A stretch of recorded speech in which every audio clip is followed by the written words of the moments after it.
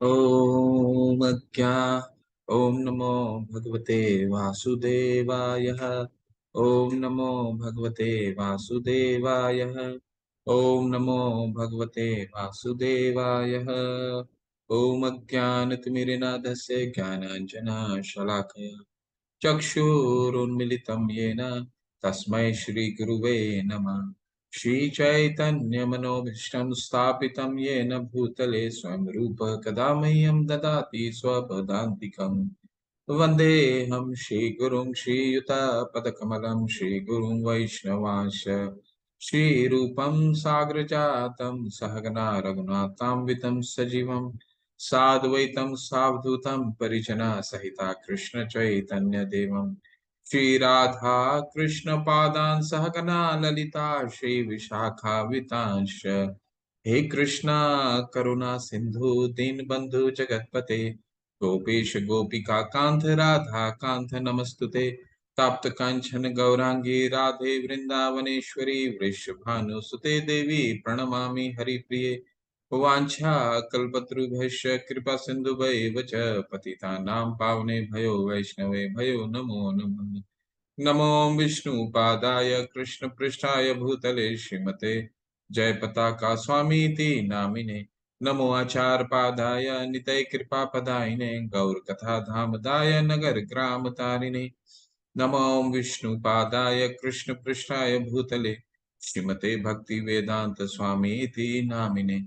नमस्ते सरस्वते देवे गौरवाणी प्रचारिणे निर्विशेष शून्यवादी पाश्चात्य देश तारिणे। नमो महावदानाय कृष्ण प्रेम पदायते कृष्णाय कृष्ण चैतन्य नामने गौरीतशे नमः। जय श्री कृष्ण चैतन्य प्रभु नित्यानंदा श्री अद्वैत गदाधर शिवास आदि गौर भक्त वृंद। हरे कृष्णा कृष्णा कृष्णा हरे हरे, हरे राम राम राम हरे हरे। हरे कृष्णा। आप सभी का स्वागत है 8वें दिन में। और आज हम अक्षर ब्रह्म योग करने वाले हैं, या फिर ऐसा समझिए कि 7वें अध्याय के अंत में हमने क्या अध्ययन किया था। पहले 7वें अध्याय का अवलोकन करते हैं, फिर उसके अंत में भगवान ने क्या बोला था उसके उससे ये 8वें अध्याय को जोड़ेंगे और फिर 8वां अध्याय का अध्ययन करते हैं। तो कल भक्ति योग का शुरुआत हुआ, जब भगवान ने बताया कि मया सक्त मना पार्थम युंजम योगम युंजन मदाशय। ठीक है, ये अब मुझसे इसके बाद कहते हैं ये तत्श्रृणु, अब मुझसे सुनो। ये जो योग विद्या मैं तुमको बोलने वाला हूँ, ये इसको अगर तुमने जान लिया, इसको जानने के बाद तुमको और कुछ जानने के लिए नहीं शेष रह जाता है। ठीक है, तो क्यों ऐसा बोला उन्होंने? क्योंकि भक्ति योग शुरू हुआ ना 7वें अध्याय से। 6ठे अध्याय में उन्होंने वही बोला था कि सभी योगियों में सर्वश्रेष्ठ योगी कौन है? जो भक्ति योग करता है, जो भगवान का मद गतेरंतर योगी नाम अपि सर्वेशम मद गतेरंतर आत्मना श्रद्धावान भजते यो माम सह में युक्तमो मत। जो मेरे अंतकरण को हमेशा मेरे बारे में चिंता करता है, मेरी भक्ति पूर्वक सेवा करता है। ये 6ठे अध्याय के अंत में बोला। फिर उसी से 7वां अध्याय शुरू किया भगवान ने। ठीक है, भगवान ने 7वें अध्याय में क्या क्या बताया? अपने ऐश्वर्य के बारे में बताया।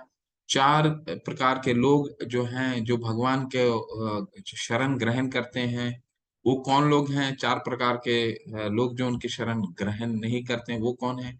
भगवान की शक्तियां कौन कौन सी हैं? तो कौन कौन सी शक्तियां? भगवान की 2 तरह की शक्तियां हैं। एक तो भगवान की बहिरंगा शक्ति, जिसके द्वारा ये पूरी भौतिक जगत संचालित होती है ना, उसे अपरा शक्ति बोलते हैं। वो 8 चीजों में 8 चीजों से बनी हुई है। ठीक है, अ, भूमि रो अपन लो वायु खम मन बुद्धि रे वचा। ठीक है, तो ये 8 चीजों से बनी हुई है। अ, अग्नि जल वायु पृथ्वी आकाश और जल, ये 5 चीजों से बना हुआ है। ये पंचभूत बोलते हैं इसको, और पंच भूत बोलते हैं। इसके बाद मन बुद्धि अहंकार जो सूक्ष्म है। ठीक है, वो है। और फिर आध्यात्मिक शक्ति। आध्यात्मिक शक्ति क्या है? हम आध्यात्मिक शक्ति है जीव। ठीक है, जीव आध्यात्मिक शक्ति है। भगवान कहते हैं अपरेयमित स्तन्य प्रकृति विद्धि में पराम। ठीक है, तो ये जो जीव है वो आध्यात्मिक शक्ति है, जो भौतिक शक्ति का, बहिरंगा शक्ति का विदोहन करती है। ठीक है, ये दो शक्तियां हैं। इसके बाद भगवान बताते हैं क्या, चार प्रकार के लोग जो भगवान की शरण कभी नहीं ग्रहण करते। कौन कौन है वो? मूढ़ा न माम दुष्कृतनो मूढ़ा प्रपदन्ते नराधमा, यानी नराधम। मूढ़ा सुबह से शाम तक काम करता रहता है, उसे कुछ भी ना मालूम है कि वो जो काम कर रहा है वो किसके लिए काम कर रहा है। ठीक है, उसका जीवन इसमें ही व्यतीत हो जाता है। नराधम दूसरा, जो वो जानता है भगवान के बारे में ज्ञान है, फिर भी भगवान से भगवान के पास, भगवान के लिए वक्त ही नहीं है, समय ही नहीं है। मंदिर जाना मालूम है भगवान सर्वश्रेष्ठ है, महान है, लेकिन भगवान से तदाकार होना, भगवान से मिलना, भगवान के लिए भगवान को मंदिर में जाना, ये सब कुछ करना ही नहीं है उसे, वो नराधम है। 99% लोग, प्रभुपाद जी कहते हैं, ऐसे लोग नराधम है पूरे संसार में। चौथा कैटेगरी क्या, तीसरा कैटेगरी क्या आता है? माया अपृत ज्ञान। माया, जिनके ज्ञान को, जिसको माया ने हर लिया है। ऐसे कौन लोग होते हैं? ऐसे वो ज्ञानी हैं जो ज्ञान तो बहुत ले लेते हैं, उनको वेदों का पूर्ण ज्ञान होता है, लेकिन उस ज्ञान के द्वारा वो क्या कहते हैं कि भगवान जो है, कृष्ण जो है, वो एक महान पुरुष है, भगवान नहीं है, महान पुरुष है। तो ठीक है, भगवान मानने के लिए तैयार नहीं होते हैं। और चौथा कैटेगरी, असुरम भावम आश्रिता, असुर जो भगवान से ईर्ष्या करते हैं। ठीक है, जो कहते हैं भगवान कुछ नहीं होता, भगवान वगैरह कुछ नहीं होता, ऐसे नास्तिक होते हैं ना, असुर। अ, ठीक है, तो ये चार कैटेगरी के, चार प्रकार के लोग जो भगवान को शरण ग्रहण करते हैं, वो कौन है? चतुर्विधा भजन्ते माम जना सुकृतो अर्जुना, आर्थो अर्थार्थी जिज्ञासु, आर्थ जिज्ञासु अर्थार्थी, ज्ञानी च भरत ऋषभः। चार प्रकार के लोग, आर्थो यानी कि जो तकलीफ में है, भगवान से तकलीफ दूर करने के लिए, भगवान का भक्त है लेकिन भगवान को भक्ति करता है अपनी तकलीफ दूर करने के लिए। जिज्ञासु, जो भगवान के बारे में जानना चाहता है। फिर आर्थो, जिसको भगवान से कुछ धन की प्राप्ति करनी है। ठीक है, और अंत में क्या है? ज्ञानी। ज्ञानी क्या है? उसका सिर्फ जीवन का एक ही उद्देश्य होता है कि उसको भौतिक इच्छाएं कुछ नहीं होती है, सिर्फ भगवान के बारे में जानना चाहता है ताकि भगवान का आत्मा साक्षात्कार कर सके। और ये जो ज्ञानी होता है वो सर्वश्रेष्ठ होता है, भगवान कहते हैं वो मेरे लिए सर्वश्रेष्ठ है। ठीक है, और ये चार इसके बाद फिर भगवान अपने ऐश्वर्यों के बारे में बताते हैं। कई रसो अहम अपसु, यानी जो हम जल पीते हैं करीबन, भगवान अपने ऐश्वर्यों को बताते हैं कि मुझे इस प्रकृति में अगर मुझे जानना है तो कुछ कैसे ऐश्वर्यों के द्वारा जल, मैं जल का स्वाद हूँ, मैं मनुष्य में समर्थ हूँ। ठीक है, ऐसे करके भगवान अपने ऐश्वर्य के बारे में बताते हैं ताकि हम उन ऐश्वर्यों को जाने और भगवान को उन ऐश्वर्यों के उन ऐश्वर्य को प्रति आकृष्ट हों, और भगवान को हम उन ऐश्वर्यों के द्वारा हम भगवान को हर तरफ देख सकें।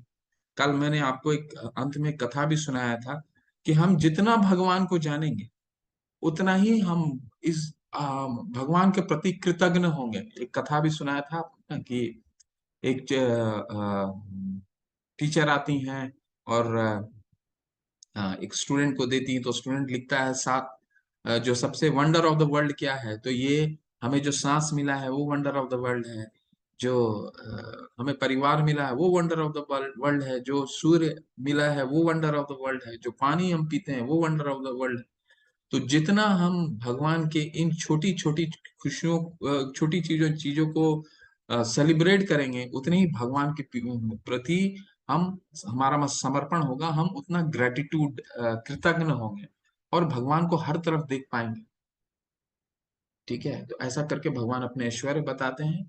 और इसके बाद अंत में भगवान बताते हैं कि जो मुझे स्मरण करता है, जो मेरा भक्त है, वो मुझे हर समय स्मरण करता है और मृत्यु के काल में भी स्मरण करता है।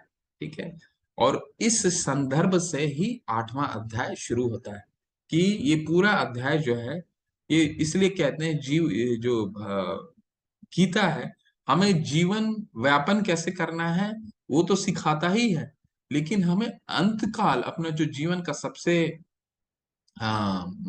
ऐसी ऐसी परीक्षा है जो हम सबको देनी है, और कब देनी है किसी को कोई नहीं मालूम है। हम भौतिक मटेरियल वर्ल्ड में जब रहते हैं तो हमें मालूम है कि हमें ये परीक्षा जब देनी है तो उसका डेट भी फिक्स होता है, इस तारीख को देना है। ठीक है, इस तारीख को ये परीक्षा आने वाली है। जब हम छात्र थे या किसी तरह की परीक्षा, ठीक है, किसी तरह की परीक्षा मटेरियल वर्ल्ड में हम कोई काम करने जाते हैं, हमें मालूम होता है कि इस तारीख को ये काम होगा, इस तारीख को ये काम क्या निष्कर्ष निकलने वाला है। लेकिन ये एक ऐसी परीक्षा है जो हमें कहीं नहीं मालूम है कि कब किसके यहाँ आने वाला है, तो इसकी तैयारी क्या है, कैसे करनी है इसकी तैयारी, ये हमें गीता इस अध्याय के माध्यम से सिखाता है, भगवान हमें बताते हैं। ठीक है, चलिए, तो इसमें कुछ अर्जुन शुरू में कुछ प्रश्न करते हैं इस अध्याय में, और भगवान उसका उत्तर देते हैं। 7 प्रश्न है। ठीक है, वो प्रश्न क्या है सुनते हैं। अर्जुन उवाच किम तद ब्रह्म किम अध्यात्मम किम कर्म पुरुषोत्तम आदिभूतम च किम प्रोक्तम आदि देवम किम उच्यते। अर्जुन ने कहा, हे भगवान, हे पुरुषोत्तम, ब्रह्म क्या है, आत्मा क्या है, सकाम कर्म क्या है, ये भौतिक जगत क्या है, तथा देवता क्या है, कृपया करके ये सब मुझे बताइए। तो बहुत कुछ प्रश्न भगवान अर्जुन पूछ रहे हैं, एक एक करके नोट करके रखिए, इसको एक साथ ही 4-5 स्लाइड जब हो जाएगा तो एक साथ समराइज करके पढ़ेंगे, क्योंकि अभी थोड़ा सा कंफ्यूजन आपको होगा।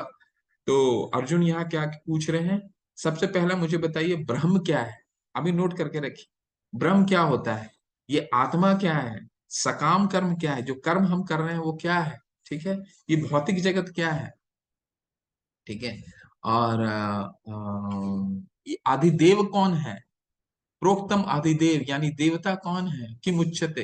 ठीक है, तो ये कुछ प्रश्न कर रहे हैं अर्जुन, इनको एक साथ हम समराइज करके देखेंगे। अभी बस ये समझने, इस श्लोक में एक और शब्द भगवान कह रहे हैं, अर्जुन बोल रहे हैं भगवान को, क्या बोल रहे हैं, पुरुषोत्तम।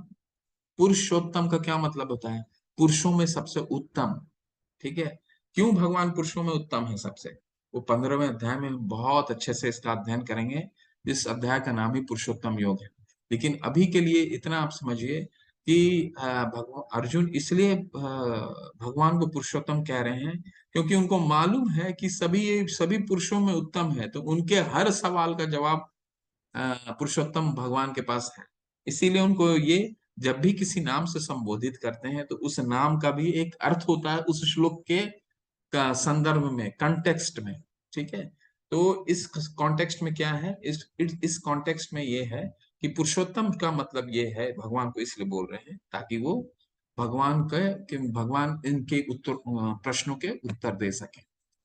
हे मधुसूदन, यज्ञ का स्वामी कौन है, कुछ और प्रश्न कर रहे हैं, और वह शरीर में कैसे रहता है, और मृत्यु के समय भक्ति में लगे रहने वाले आपको कैसे जान पाते हैं।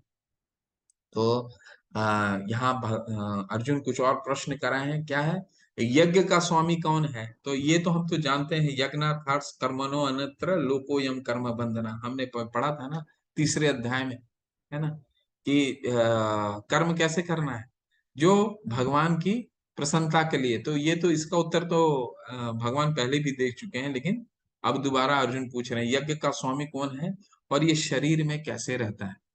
ठीक है, और मृत्यु के समय भक्ति में लगे रहने वालों आपको कैसे जान पाते हैं।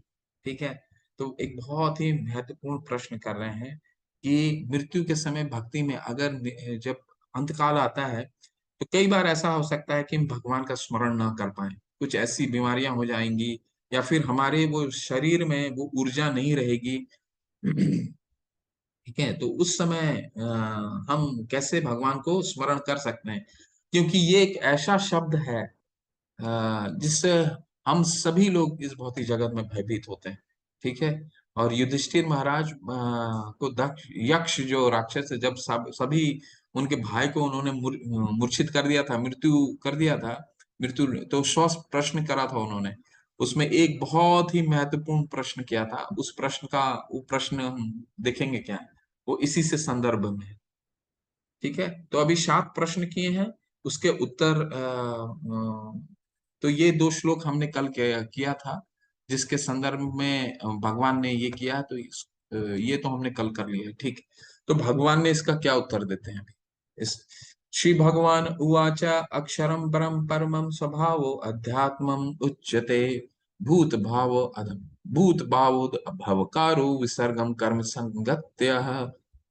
भगवान ने कहा अविनाशी और दिव्य जीव ब्रह्म कहलाता है और इसका नित्य स्वभाव अध्यात्म या आत्म कहलाता है। जीवों के भौतिक शरीर में संबंधित गतिविधि कर्म या सकाम कर्म कहलाती है। तो इसको अभी और आगे बढ़ते हैं, चलिए इससे ही समझने का प्रयास करते हैं। भगवान के क्या क्या प्रश्न किए हैं अर्जुन को, दोबारा रिवाइज करते हैं। प्रश्न किए क्या कि ब्रह्म क्या है। तो भगवान यहाँ बता रहे हैं ब्रह्म कभी कभी जीवों के लिए भी उपयोग किया जाता है, जो हम जीव हैं उसके लिए भी ब्रह्म यूज किया जाता है शास्त्र में। ये हमें देखना पड़ता है कि किस जगह ब्रह्म को किस संदर्भ में किस कॉन्टेक्स्ट में यूज किया जा रहा है। तो यहाँ पे भगवान कह रहे हैं कि ब्रह्म जो है वो जीव है, परम ब्रह्म पर ब्रह्म है, वो भगवान होते हैं। फिर अर्जुन ने क्या पूछा, अध्यात्म क्या होता है। तो अध्यात्म का क्या मतलब है कि जीव का स्वभाव, जीव का स्वभाव क्या होता है, यानी ये स्वभाव वो स्वभाव है जिसके कारण हमारा अगला शरीर हमें प्राप्त होता है। यानी हम इस प्रकृति में क्या, प्रकृति का किस तरह विदोहन करते हैं, उसके कारण ही हमें अगला शरीर प्राप्त होता है। वो कैसे, मान लीजिए ये शरीर जैसे ये शरीर की सीमाएं हैं। अब उन सीमाओं को तोड़ करके हम मनुष्य जीवन जो जिस चीज के लिए मिला है उसको तोड़ के हम कुछ और करने लग गए। हम मान लीजिए किसी भी तरह का खाना खा रहे हैं, तो किसी तरह का खाना कौन पशु खाता है, वो हमें सबको मालूम है। हम आगे इस चीज को और विस्तार से पढ़ेंगे, एक श्लोक आएगा, ठीक है। तो अध्यात्म क्या क्या मतलब है कि हम इस प्रकृति का जिस तरह विदोहन करते हैं, जिस तरह इस प्रकृति का हमारा स्वभाव है, प्रकृति के लिए हमारा जो अगला शरीर है इसी पे डिपेंड करता है। कर्म क्या है, अर्जुन पूछ रहे थे ना, कर्म क्या है, यानी सकाम कर्म। तो हम किस तरह का कर्म करते हैं उसके जिसके कारण हमें अगला शरीर मिलता है, ठीक है। अगर हमारा कर्म बहुत अच्छा है तो हम स्वर्ग को प्राप्त करेंगे, ठीक है। कर्म हमारे ठीक नहीं है तो उसी अधो योनि को प्राप्त करेंगे, ठीक है। ऐसा करके भगवान हमें समझा रहे हैं, ठीक है। अब देखिए इसको समझने का प्रयास कीजिए, ये स्वभाव है। अब देखिए अगर मान लीजिए हमें शास्त्रों में बताया गया है, अब जैसे सबसे नीचे वाला चित्र देखने पर समझने का प्रयास कीजिए।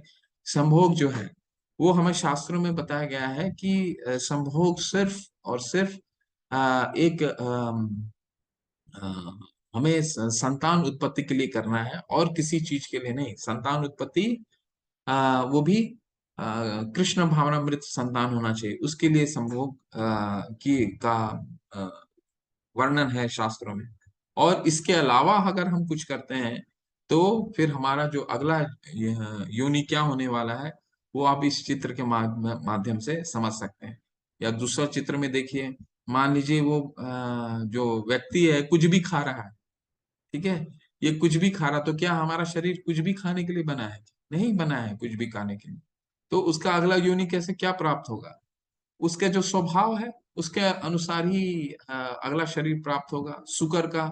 क्योंकि शुकर ही एक ऐसा पशु है जो कुछ भी खाता है, ठीक है। और उसी तरह हम ऊपर की योनियां प्राप्त करते हैं अगर हमारा उस तरह का स्वभाव है, ठीक है। ये कहने का तात्पर्य है। कुछ और प्रश्नों के उत्तर देते हैं। अगले स्लाइड में हम इन प्रश्न और उत्तर को समरी में देखें। आदिभूतम शरुम भावम पुरुषश आदिदेवतम आदि यज्ञो अहमेवात्र देहे द्रे देहे भृतांबरः।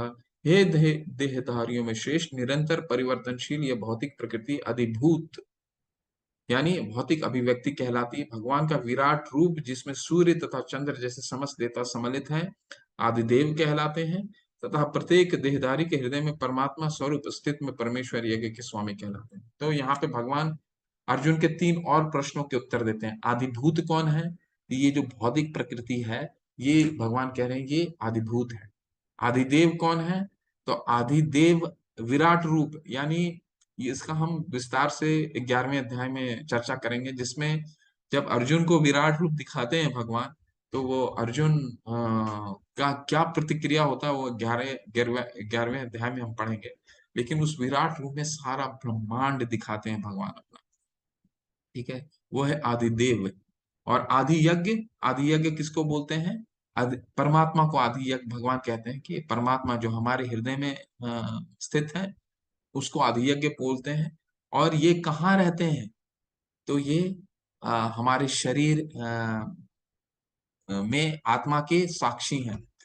तो ऋग्वेद में आता है कि ऋग्वेद में आता है कि हमारा जो आत्मा है वो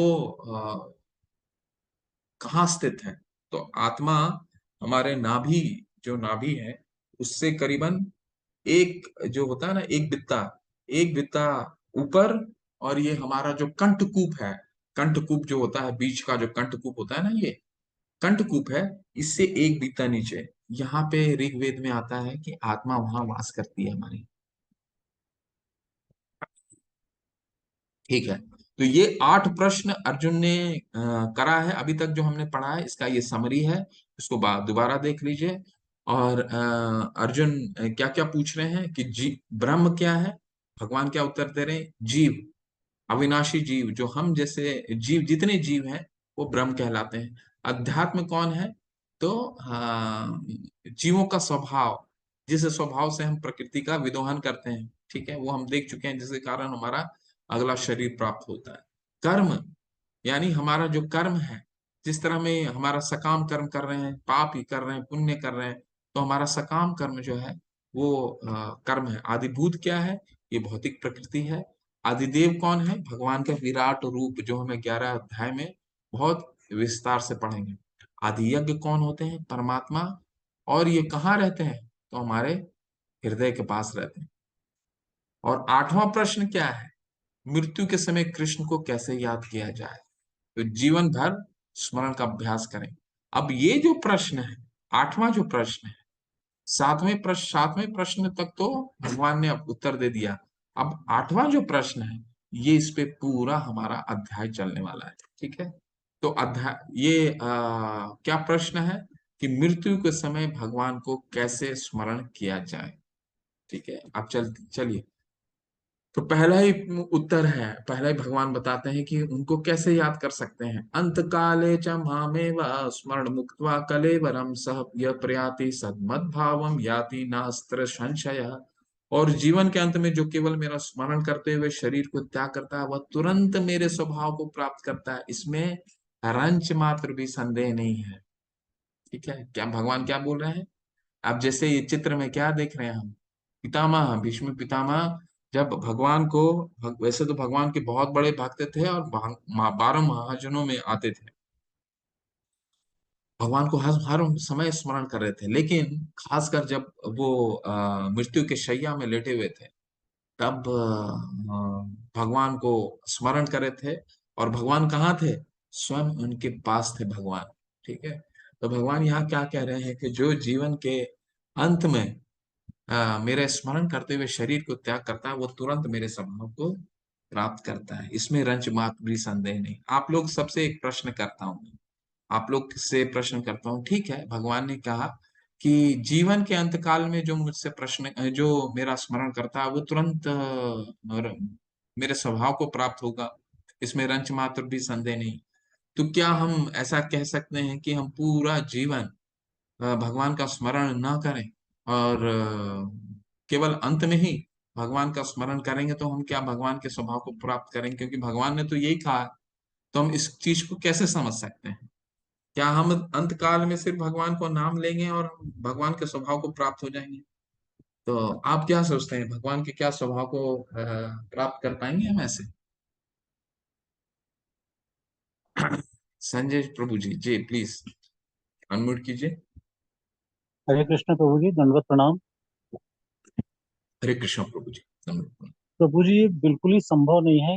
अगर हम निरंतर अभ्यास नहीं करेंगे तो हम अंत काल में याद नहीं रख सकते। इसके हरि लिए बोल, निरंतर अभ्यास करना बहुत जरूरी है। हरि बोल, हरि बोल, हरे कृष्ण, हरे कृष्ण। और कोई पार्टिसिपेट करना चाहते हैं? स्नेहा माता कह रहे हैं बिना अभ्यास के ये संभव नहीं है। संजय कुमार शॉ कह रहे हैं नहीं प्रभु जी, सदा ही करना चाहिए। नितिन पारिक बोल रहे हैं भावना मिश्रा, अगर शुरू से नहीं किया तो अंत में भगवान नहीं याद आएंगे। भावना माता जी एकदम बिल्कुल सही आपने बोला। सब बोल रहे हैं नहीं नहीं नहीं। साक्षी माता कह रही नहीं, सुमन माता कह रही नहीं। नीता हरि बोल, आप सबको हरि बोल, हरे कृष्णा। बिल्कुल आप सब सही बोल रहे हैं। क्योंकि हम कोई चीज मान लीजिए हमें किसी कोई परीक्षा देने जाना है, ठीक है, उस परीक्षा बिना दिए हुए एक रात पहले क्या पढ़ करके हमें सब सब कुछ उस परीक्षा को दे सकते हैं क्या? नहीं दे सकते हैं, क्योंकि हमें याद ही नहीं आएगा। अगर हम चेष्टा भी करेंगे तो याद नहीं आएगा।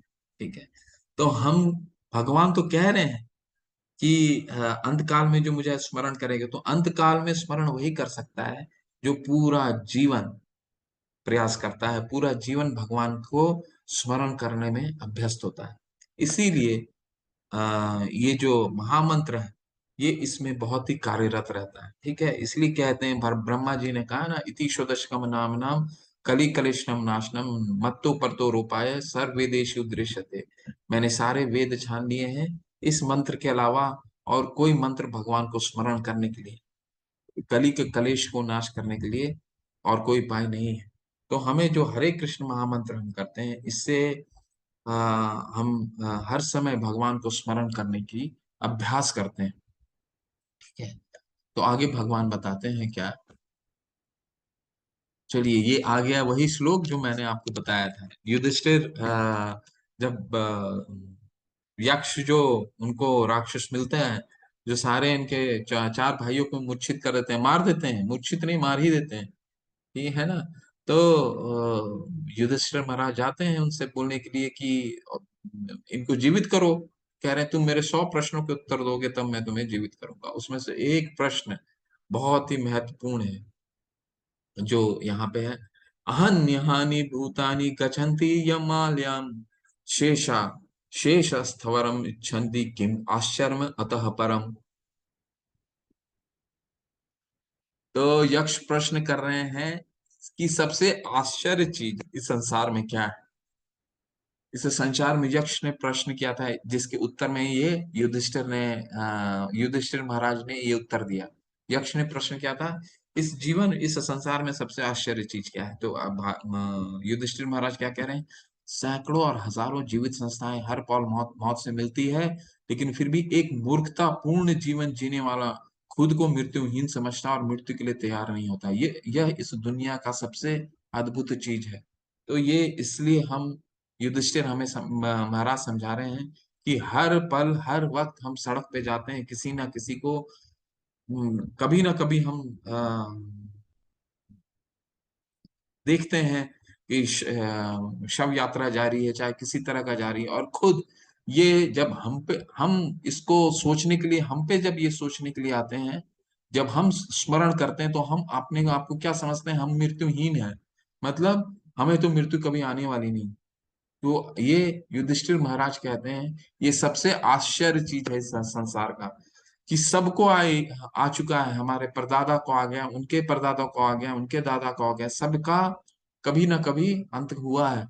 तो हम अपने आप को मृत्युहीन समझते हैं, ये जीवन का सबसे आश्चर्यजन आश्चर्य है ना। तो भगवान ने अभी क्या कहा, अंत काले च मामेवा स्मरण मुक्त्वा कलेवरम। जो मुझे अंत काल में स्मरण करेगा वो मेरी आ, मेरे स्वभाव को प्राप्त होगा। दूसरा पहलू ये आता है, यम यम वापि स्मरण भावम त्यज तंते कलेवरम तम तमय वैति कौन्तेय सदा तद भाव भाविता। हे कुंती पुत्र, शरीर त्यागते समय मनुष्य जिस जिस भाव का स्मरण करता है वो उस भाव को निश्चित रूप से प्राप्त होता है। तो कहने का तात्पर्य यह है, एक तरफ भगवान ने बताया कि अगर तुम मुझे स्मरण करोगे तो मेरे स्वभाव को प्राप्त करोगे।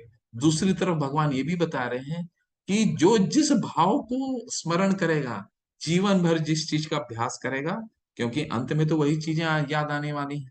ठीक है, अंत में वही चीजें याद आएंगी, तो उसी स्वभाव को प्राप्त होगा। भगवान ने ये बिल्कुल क्लियर कर दिया है, इसमें कोई संशय हमारे लिए छोड़ा ही नहीं।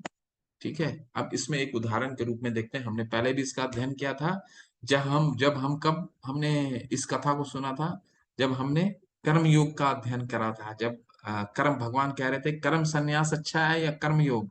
तो हमने इस कथा को सुना था, भरत महाराज की कथा को, जब ये मैंने बताया था आपको कि कर्म संन्यास में जब तक हृदय शुद्ध नहीं होता है, तब तक हम कर्म संन्यास व्यर्थ है, पतन है। आज उस कथा को दोबारा हम इस कॉन्टेक्स्ट में देखते हैं कि क्या है यम यम वापी स्मरण भावम, जो जिस भाव को याद करता है वो उसकी गति क्या होगी।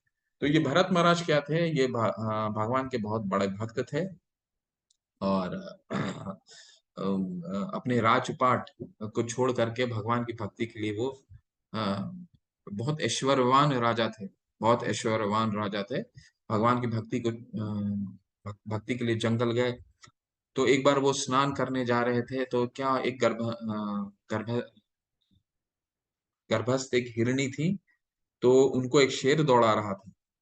शेर दौड़ा रहा था, तो वो जो हिरनी थी वो एक नदी में छलांग मारी, और तभी उसने अपना शरीर भी त्याग दिया था, और उसके जो उसका बच्चा था वो, उनका पानी में ही वो बच्चा हो गया, हिरनी के जो हिरण का जो बच्चा था। ठीक है, उसी समय ये स्नान कर रहे थे, ये जो पहला तस्वीर देख रहे हैं, तो इनको हिरण का बच्चा मिला वहां पे उस स्नान करते वक्त, उसको लेके आए। और जब लेके आए तो हिरण का बच्चा तो बहुत सुंदर होता है, बहुत खूबसूरत होता है, तो उसके प्रति दिन ब दिन आकर्षित हो गए, उनके बहुत आकृष्ट हो गए। तो देखिए दूसरे चित्र में भी देख सकते हैं, भगवान की यज्ञ कर रहे हैं भगवान के लिए, उस समय भी वो इस हिरण को ही, हिरण के बच्चे को ही स्मरण कर रहे हैं। तो एक बार क्या होता है, रात का समय होता है, और कुटिया में जब सोए रहते हैं, तो हिरण का जो बच्चा होता है वो कहीं चला जाता है। ठीक है, तो ये बहुत परेशान हो जाते हैं। अब परेशान हो जाते हैं तो इनको दौड़ने के लिए निकलते हैं, दौड़ने के लिए निकलते हैं, और इनका पैर फिसलता है, और ये पहाड़ से, एक बहुत ऊंचे पहाड़ से गिरते हैं। पहाड़ से जब गिरते हैं तो इनका अंतकाल आता है। जब अंतकाल आता है तब भी उनको स्मरण आ रहा है क्या, कि वो हिरण का बच्चा कहाँ होगा, किस हाल में होगा। तो इनको अगला योनि क्या मिलता है, ये हिरण मिलता है। तो अगली योनि जो इनको मिलती है ये हिरण की मिलती है। लेकिन उनको जो अगली योनि, ये बहुत विस्तार में कथा आता है भागवतम में, श्रीमद् भागवतम में। तो अगली जो योनि मिलती है उनको हिरण की ही मिलती है, लेकिन उस अगली योनि में वो गलती को वो सुधार लेते हैं। वो बाद में आती है कथा, लेकिन यहाँ कहने का मतलब ये है कि भगवान ने क्या बोला कि जो जिस भाव को स्मरण करेगा अपने अंत काल में, क्योंकि ये उसी के अभ्यस्त हो गए थे। ठीक है, तो इनका जो अगली योनि आई वो हिरण की आई। ठीक है, तो हमें क्या करना है, हमें निरंतर अभ्यास करना है अपने भगवान का स्मरण करने के लिए, हरे कृष्ण महामंत्र के द्वारा, ताकि हम इसके लिए पूरा जीवन इसकी तैयारी करें। ठीक है, तो एक एक एक व्यापारी होता है, एक व्यापारी होता है, तो वो भी कभी अंतकाल में, उसका भी कभी अंत आने वाला रहता है, काफी बीमार होता है, वृद्ध भी हो गया होता है, काफी बीमार रहता है। और जब वो वृद्धावस्था में अ, लेटा हुआ रहता है अस्पताल में, तो उनके सारे बच्चे, लड़के और उनकी बहू उनके सामने खड़े होते हैं। तो जब उनको होश आता है तो उनके बड़े बच्चे बड़े लड़के को बोलता है कि मैं कहाँ हूँ और क्यों इस अवस्था में हूँ, आप लोग क्यों विलाप कर रहे हो। तो उनका बड़ा लड़का वो बोलता है कि पिताजी, आपका तबीयत बहुत खराब है, और आपका जीवन ज्यादा देर शेष नहीं रह गया है। तो उसका पिता, जो जीवन भर व्यापारी रहते हैं, दुकान चलाते हैं, तो अंत में वो उस बड़े बच्चे को बोलते हैं, मूर्ख, तुम लोग यहाँ पे खड़े हो, सब लोग, बताओ हमारा दुकान में क्या हो रहा होगा, तुमको पता भी है। ठीक है, ऐसा करके वो व्यापारी अपने बड़े बच्चे को डांटते हैं। तो उसकी अगली गति क्या होगी, इस पे हमें चर्चा नहीं करना है। अगली गति ये कहने का तात्पर्य ये है कि हम जो जीवन भर जिस चीज का अभ्यास करेंगे, वो हमारे अंतकाल में वही चीजें स्मरण में आएगी। ठीक है, इसीलिए हमें करना क्या है, उपाय क्या है? हरे कृष्णा कृष्णा कृष्णा हरे हरे, हरे राम राम राम हरे हरे। बहुत सुंदर श्लोक है ये। तस्मात् सर्वेषु कालेषु माम अनुस्मर युद्ध च मयि अर्पितो मनो बुद्धि मामेवे शासि असंशय। अतएव है अर्जुन, अब भगवान अपना कंक्लूजन दे रहे हैं, इसमें निष्कर्ष दे रहे हैं करना क्या है। अतएव है अर्जुन, तुम्हें सदैव कृष्ण रूप में मेरा चिंतन करना चाहिए और साथ ही युद्ध करने के कर्तव्य को भी पूरा करना चाहिए। अपने कर्मों को मुझे समर्पित करके तथा अपने मन एवं बुद्धि को मुझ में स्थिर करके तुम निश्चित रूप से मुझे प्राप्त करोगे। ठीक है, तो भगवान हमें क्या क्या समझा रहे हैं? भगवान यहाँ क्लियर हमें 8वें अध्याय में कंक्लूड कर रहे हैं, निष्कर्ष दे रहे हैं, हमें कोई कर्म छोड़ने की आवश्यकता नहीं है। हे अर्जुन, तस्मात् सर्वेषु कालेषु माम अनुस्मर युद्ध च। यानी तुम युद्ध करो अर्जुन, लेकिन युद्ध कैसे करो? मुझे स्मरण करते हुए करो।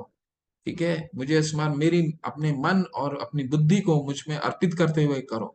ठीक है, तो हमें क्या करना है? भगवान को अपने जीवन से जोड़ना है, किसी चीज को, किसी कर्म से हमें विलग नहीं होना है, जुड़ना है। बट किंतु इसका ये मतलब नहीं हुआ कि हम मीटिंग में जा रहे हैं और भगवान का स्मरण कर रहे हैं, वो भी नहीं कहने का प्रयास कर रहे हैं भगवान। भगवान ये कहने का प्रयास कर रहे हैं कि हम अगर भगवान का स्मरण करते हैं, हमेशा हमारा चित्त भगवान पे लगा रहता है, तो हम हमारे मन में हम जो भी कर्म कर रहे हैं, जो भी कार्य कर रहे हैं, उसमें कहीं ना कहीं हम सोचते हैं कि ये कर्म अगर सफलता मिलती है तो हम भगवान को अर्पित करेंगे, असफलता हो मिलेगी तो भगवान ने मेरे लिए कुछ और सोच रखा है। ठीक है, कहने का ये तात्पर्य है कि अपने मन और बुद्धि को हमेशा हमें भगवान को अर्पित करना है, कर्म को त्यागना नहीं है, कर्म हमेशा करते रहना। और ये कैसे करना है, ये कैसे संभव है? अब ये जैसे आप लोगों ने, सभी लोगों ने बहुत सुंदर प्रश्न उत्तर दिया था कि लगातार निरंतर अभ्यास करने से, तो भगवान भी यही कह रहे हैं। अभ्यास योग युक्तेन चेतसा नान्यगामिना पुर परमम पुरुषम दिव्यम याति पार्थो अनुचिंतयन्। हे पार्थ, जो व्यक्ति मेरा स्मरण करने में अपना मन निरंतर लगाए रखकर अविचलित भाव से भगवान के रूप में मेरा ध्यान करता है, वह मुझको अवश्य प्राप्त होता है। तो हमें क्या करना है? अभी आप तक मालूम चल गया होगा, अपने सारे इंद्रियों, जब भी हम जप करें, अपने इंद्रियों को जोर से जप कीजिए ताकि हम सुन सकें और हम, हमारे सारे इंद्रियों को अभ्यास हो सके कि किसी समय अगर हमें कभी कभी आप जिस चीज का अभ्यास करेंगे ना, अगर वो चीज नहीं कीजिएगा तो आपको गैप लगेगा। मान लीजिए आप हरे कृष्णा जोर जोर से बोलते हैं, हरे कृष्णा कृष्णा कृष्णा हरे हरे, और किसी दिन आपको कोई, आपके सामने कोई लोग आ गए, आपके परिवार वाले लोग, तो आप थोड़ा सा वो हो जाते हैं ना, तो फिर आप क्या करेंगे, कहीं जाकर करेंगे, तो आपको मन नहीं लगेगा। ठीक है, आपको ऐसा लगेगा कि नहीं, लग रहा है मेरा कान कोई कुछ चीजें सुन नहीं पा रहा है। मेरा तो अभ्यास है कि जोर जोर से बोलने का, ताकि मेरा कान भी इस चीज का, मेरा ये कान जो इंद्रिय है, ये भी अभ्यास हो कर लिया है। तो आप कोई ऐसा जगह ढूंढेंगे, अपने घर से थोड़ा सा बाहर चले जाएंगे, अपने बालकनी में चले जाएंगे, छत पे चले जाएंगे, ताकि आप जोर से बोल सकें और उसको सुन सकें। तो जैसा आप अभ्यास करेंगे, वैसा ही आप उसको आप अभ्यस्त होंगे उस चीज का। ठीक है, तो एक और कथा आती है, अजामिल अजामिल की कथा। अजामिल जो है एक ब्राह्मण पुत्र रहता है, परंतु क्या होता है, जब एक पिता, उनके पिता क्या होते हैं, उनको जंगल में लकड़ियां और कुछ चंदन और फूल लाने के लिए भेजते हैं। और वो जब जंगल जाता है तो एक पुरुष और एक स्त्री को आलिंगन करते देखता है और उसके प्रति क्या हो जाता है, बहुत आसक्त हो जाता है। बहुत आसक्त हो जाता है, जबकि विवाहित विवाहित रहता है, बहुत आसक्त हो जाता है, ब्राह्मण, बहुत शुद्ध ब्राह्मण रहता है, आसक्त हो जाता है। और जब घर पे आता है तो बार बार उसी के बारे में चिंतन और ध्यान करने लगता है। तो हमने दूसरे अध्याय में भी पढ़ा था ना, ध्याय तो विषयापुंसा, हमारा पतन क्यों होता है? बार बार एक चीज को हम ध्यान करते रहते हैं ना, तब हमारा पतन होता है। तो इसका वो, ये जो इसने देखा था जंगल में, वो उसका बार बार ध्यान करते रहता। और जो स्त्री होती हैं, वो एक वैश्या होती हैं, उनके ऊपर बहुत उनकी आसक्ति आ जाती है। और फिर उनको विवाह करके घर में ले आते हैं, जबकि वो विवाहित रहते हैं। ठीक है, और सबसे अपने सारे परिवार से विरोध कर करके उनको उनकी इच्छाओं को पूर्ण करते हैं, जो वैश्या होती हैं, जो उनकी पत्नी बनती है बाद में। तो और इसके बाद उनकी इच्छाओं को पूर्ति करने के लिए सभी तरह के घृणित कार्य करता है जामिल, सारे घृणित कार्य करता है, चोरी करता है, डकैती करता है, हर तरह का कार्य करता है। लेकिन एक जीवन में एक काम अच्छा करता है, वो क्या करता है कि उनका जो छोटा पुत्र होता है उसका नाम नारायण रख देता है, और उस छोटे पुत्र को बहुत उससे लगाव रहता है उसको, तो हर बात में उसे ही बुलाता है, नारायण इधर आओ, नारायण उधर जाओ, नारायण ये करो, नारायण वो करो, नारायण ये करो, इधर आओ। ठीक है, तो हमेशा नारायण नारायण कहते रहता है। जब इसकी इसकी अंत गति आती है, ये दूसरे तस्वीर में देखते हैं, दूसरे तस्वीर में देख रहे हैं आप, पहले तस्वीर में ही देखिए, जब अंत गति शरीर का जब अंत होने वाला होता है, तो आते हैं इसको यमराज के दूत, यमदूत आते हैं, तो यमदूत को देख के घबरा जाता है, उसके बड़े बड़े दांत देख करके घबरा जाता है, और फिर किसको याद करता है? अपने छोटे बेटे को याद कर रहा है, नारायण देखो, नारायण नारायण, इतना इतना भयभीत हो जाता है। ठीक है, तो वो उसको बोलते ही विष्णु दूत खुद आते हैं, स्वयं आते हैं, और यमदूत और विष्णुदूत में काफी प्रतिवाद होता है, और अंत में विष्णुदूत उसे लेकर के चले जाते हैं। लेकिन आपके मन में हो सकता है ये प्रश्न आ रहा हो कि ये तो असुर था, ये तो इसकी स्वभाव तो बहुत ही पापी वाले था, तो क्या हम ऐसे नाम करने से, बिना कॉन्शियस बिना चेतना के नाम करने से क्या आ जाता है? तो ये एक उदाहरण है। वैसे ये इसका बहुत बड़ी कथा आता है, बड़ा कथा है, तो एक शॉर्ट में आपको समझाया। लेकिन इसको चेतना भी आती है, इसको विष्णुदूत लेके जाते हैं अपने, डायरेक्ट ये धाम नहीं जाता है, फिर भगवान का स्मरण करता है, भगवान का स्मरण, विष्णु का स्मरण करता है उनके साथ, तब ये धाम में जाता है। तो कहने का क्या तात्पर्य है, जो अंत काल में जिस चीज को भगवान का स्मरण करेगा, वो भगवान के धाम को प्राप्त। तो मनुष्य को क्या चाहिए, कि मनुष्य को चाहिए कि परम पुरुष का ध्यान, सर्वज्ञ पुरातन नियंता लघुतम सभी लघुतर प्रत्येक के पालन करता, समस्त भौतिक बुद्धि से परे अचिंत्य तथा नित्य पुरुष के रूप में करे। वे सूर्य के भांति तेजवान हैं और इस भौतिक प्रकृति से परे दिव्य रूप हैं। तो भगवान को अपने स्मरण करने के लिए भगवान तरीका बता रहे हैं कि मैं निराकार नहीं हूँ। कई लोग बोलते हैं ना कि भगवान तो एक ज्योति है।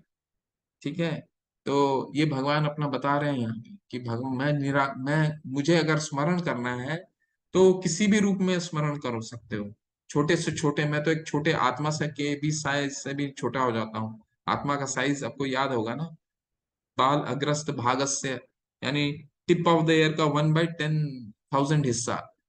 ठीक है, और ये भगवान अचिंत्य है तथा नित्य पुरुष है। अचिंत्य का क्या मतलब है? हमारी कल्पना से परे है। तो भगवान को हम किसी भी रूप में, साकार रूप में हम स्मरण कर सकते हैं, साकार छोटे से छोटे रूप में भी भगवान का हम स्मरण कर सकते हैं, ऐसा भगवान बताते हैं इस श्लोक में। ठीक है, एक बहुत ही सुंदर एक कथा आता है। न्यूटन, आप सबने नाम सुना होगा। न्यूटन इस सदी के सबसे महान वैज्ञानिक थे। तो भगवान और गीता में हमने शुरू में पढ़ा था ना, गीता उन्होंने पढ़ा था, और भगवान की साकार रूप में उनको बहुत ही बहुत दृढ़ थे, बहुत विश्वास था उनको साकार रूप में। तो उनका एक मित्र था, नास्तिक था। ठीक है, नास्तिक था, तो अपने मित्र को बहुत समझाते थे कि देखो भगवान का ये साकार है, ये देखो, ये पूरी प्रकृति देखो, ये भगवान ने ही बनाया है ये पूरी प्रकृति को। तो उसका जो मित्र बोलता है, नहीं नहीं, ये तो बकवास कह रहे हो तुम, तो ये भगवान कुछ जैसा कुछ चीज होता ही नहीं। कई बार वो अपने दोस्त को समझाने का प्रयास किया, लेकिन वो सब दोस्त माना ही नहीं। तो एक बार क्या करते हैं, उनके वो एक घर में एक फंक्शन का आयोजन करते हैं। उस फंक्शन में पूरा सोलर सिस्टम है, पूरा ब्रह्मांड बनवाते हैं, वो छोटा सा एक उनका मित्र ही, उनका स्टूडेंट ही बनाता है वो ब्रह्मांड, बहुत सुंदर ब्रह्मांड बनाता है, मॉडल, सोलर सिस्टम का मॉडल बनाता है, यूनिवर्स का मॉडल। ठीक है, सोलर सिस्टम का मॉडल बनाता है, रखता है, और अपने घर में न्यूटन बुलाते हैं, सभी को इनवाइट करते हैं, खाना पीना भी होता है, और उनका मित्र भी आता है। और फिर वो रूम में लेकर के जाते हैं, वो जो सोलर सिस्टम का मॉडल होता है, अद्भुत होता है, इतना सुंदर सुंदर प्लैनेट सारे चक्कर काट रहे हैं। तो उसका मित्र भी आता, बोलता वाह क्या सुंदर बनाया है, किसने बनाया है?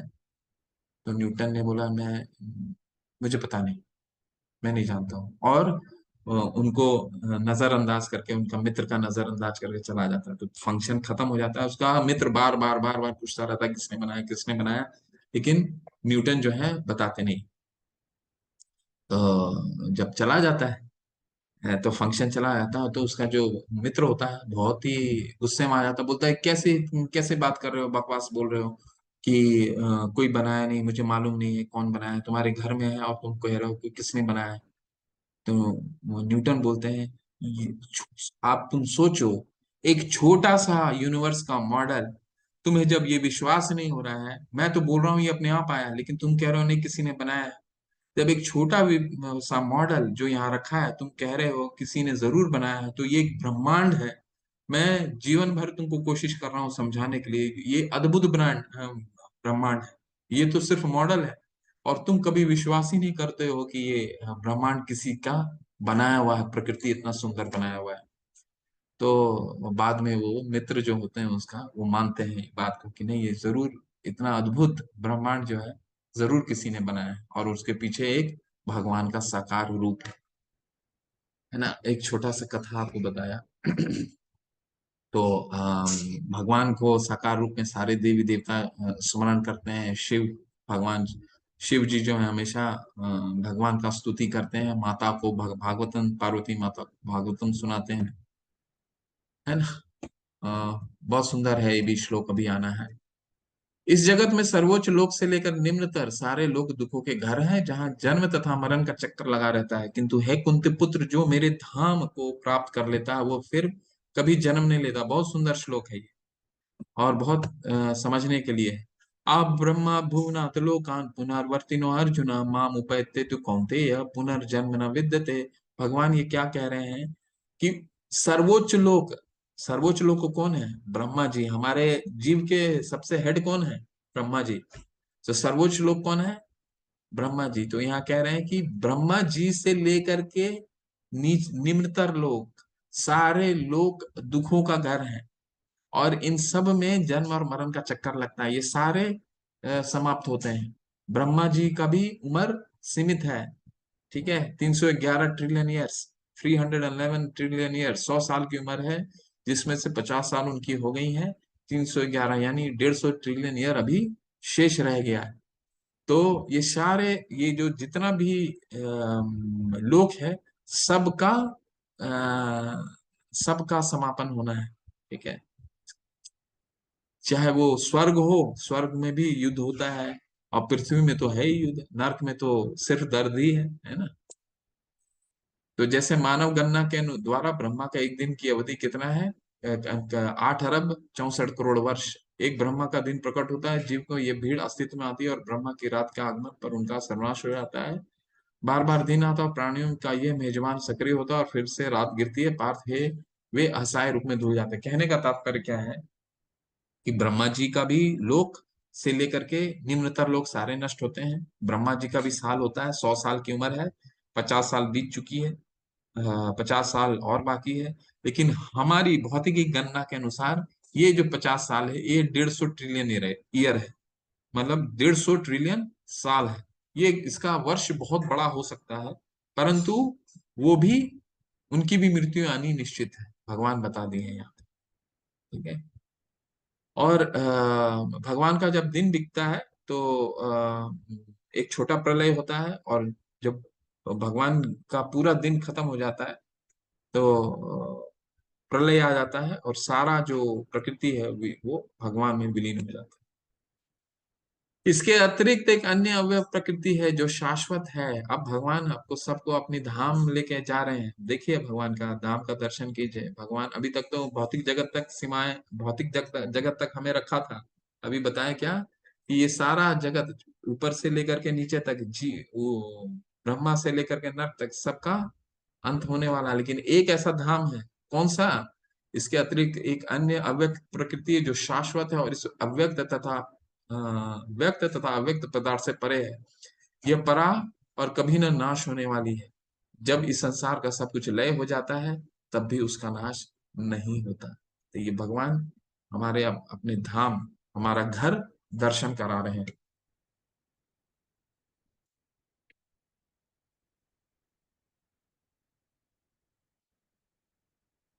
भगवान का धाम का दर्शन कीजिए। ब्रह्मा जी जब पहली बार आत्म साक्षात्कार किए थे भगवान का, तो अचंभित रह गए थे भगवान का घर देख करके, धाम देख करके। क्या बोलते हैं?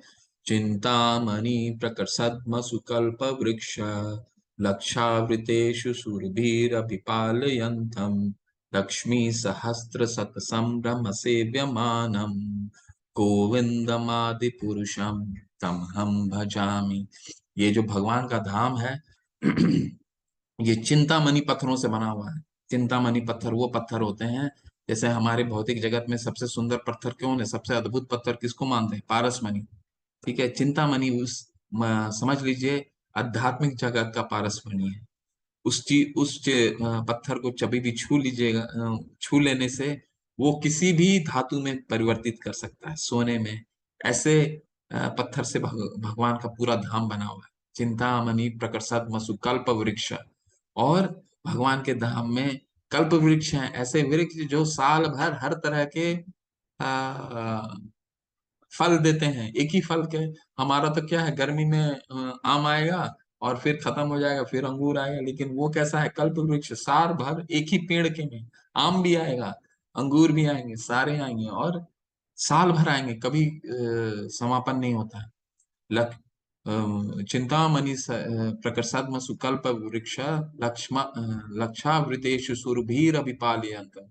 और ये पूरे कई सैकड़ों गाय हैं। कौन से गाय? सुरभि गाय। और वो गाय कौन से होते हैं? जो हमेशा अनलिमिटेड दूध देती हूँ, इस तरह की सुरभि गाय हैं। और उनकी सेवा कौन कर रही है? लक्ष्मी सहस्त्र शत संभ्रम सेव्यमान। सहस्त्र लक्ष्मियां भगवान की सेवा कर रही हैं, सहस्त्र, सैकड़ों। हम भौतिक जगत में एक लक्ष्मी को सेवा करते हैं, तब वो हमें धन धान्य से पूरा कर देती हैं। ऐसे सहस्त्र सैकड़ों लक्ष्मी जो है भगवान की सेवावृत है, ऐसा ब्रह्मा जी बताते हैं। ठीक है। तो ये तो ब्रह्मा जी का आंखों देखा हाल है। एक ब्रह्म संहिता ब्रह्मा जी के द्वारा ग्रंथ लिखा हुआ, उसमें बहुत सुंदर वर्णन है। ठीक है। तो ये भगवान का धाम कैसा है? जैसे भगवान अपनी लीलाएं करने आते हैं अपने पार्षदों के द्वारा। ये जितने हैं आप देखते हैं, वासुदेव, उनके पिता, माता देव की, ठीक है, माता यशोदा, नंद महाराज, ये भगवान के पार्षद हैं। ये यहाँ भी हैं और धाम में भी रहते हैं। भगवान जब भी आते हैं अपनी लीलाएं करने के लिए, तो अपनी पूरी टीम लेकर के आते हैं। ठीक है। तो ये पूरी टीम उनकी आई थी लीला करने के लिए। क्यों आती है? हमें आकर्षित करने के लिए, कि हम आकर्षित हों इससे, और हम भगवान अपने धाम के प्रति आकर्षित हों। और हमें ये आकर्षण दिखा करके भगवान बताते हैं कि आओ देखो, तुम्हारा घर कितना अच्छा है, तुम्हारे तुम्हारे साथ जो लोग रहते हैं वो कितने अच्छे हैं, इसलिए आप घर आओ। ठीक है। इसलिए भगवान लीलाएं करते हैं अपनी, और इतने इतने अंतर अंग, इतने इतने रूप में करते हैं। कभी नरसिंह रूप में आते हैं, कभी कृष्ण के रूप में आते हैं, कभी वराह के रूप में आते हैं। क्यों आते हैं इतनी लीलाएं करने के लिए? क्या वो एक ही रूप में नहीं कर सकते? हमें आकर्षित करते हैं, क्योंकि हम लोगों को अलग अलग रूप में आकर्षण आता है ना। किसी को कृष्ण में आकर्षण है, किसी को विष्णु में आकर्षण है, किसी को वाराह में आकर्षण है। अमेरिका में जब नरसिंह देव का इंट्रोडक्शन हुआ था, तो वो आकर्षित हो गए थे नरसिंह, अरे ये तो लायन गॉड है।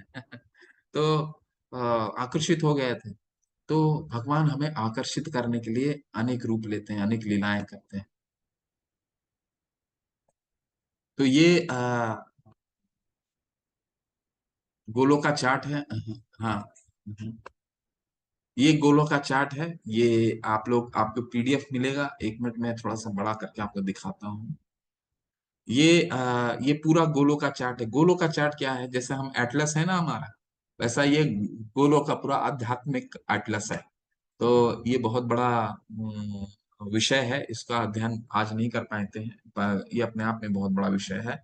आज सिर्फ आपको गर्भोदक अपना भौतिक ये 14 लोक हैं, हमारे भौतिक जो है जगत में 14 लोक हैं।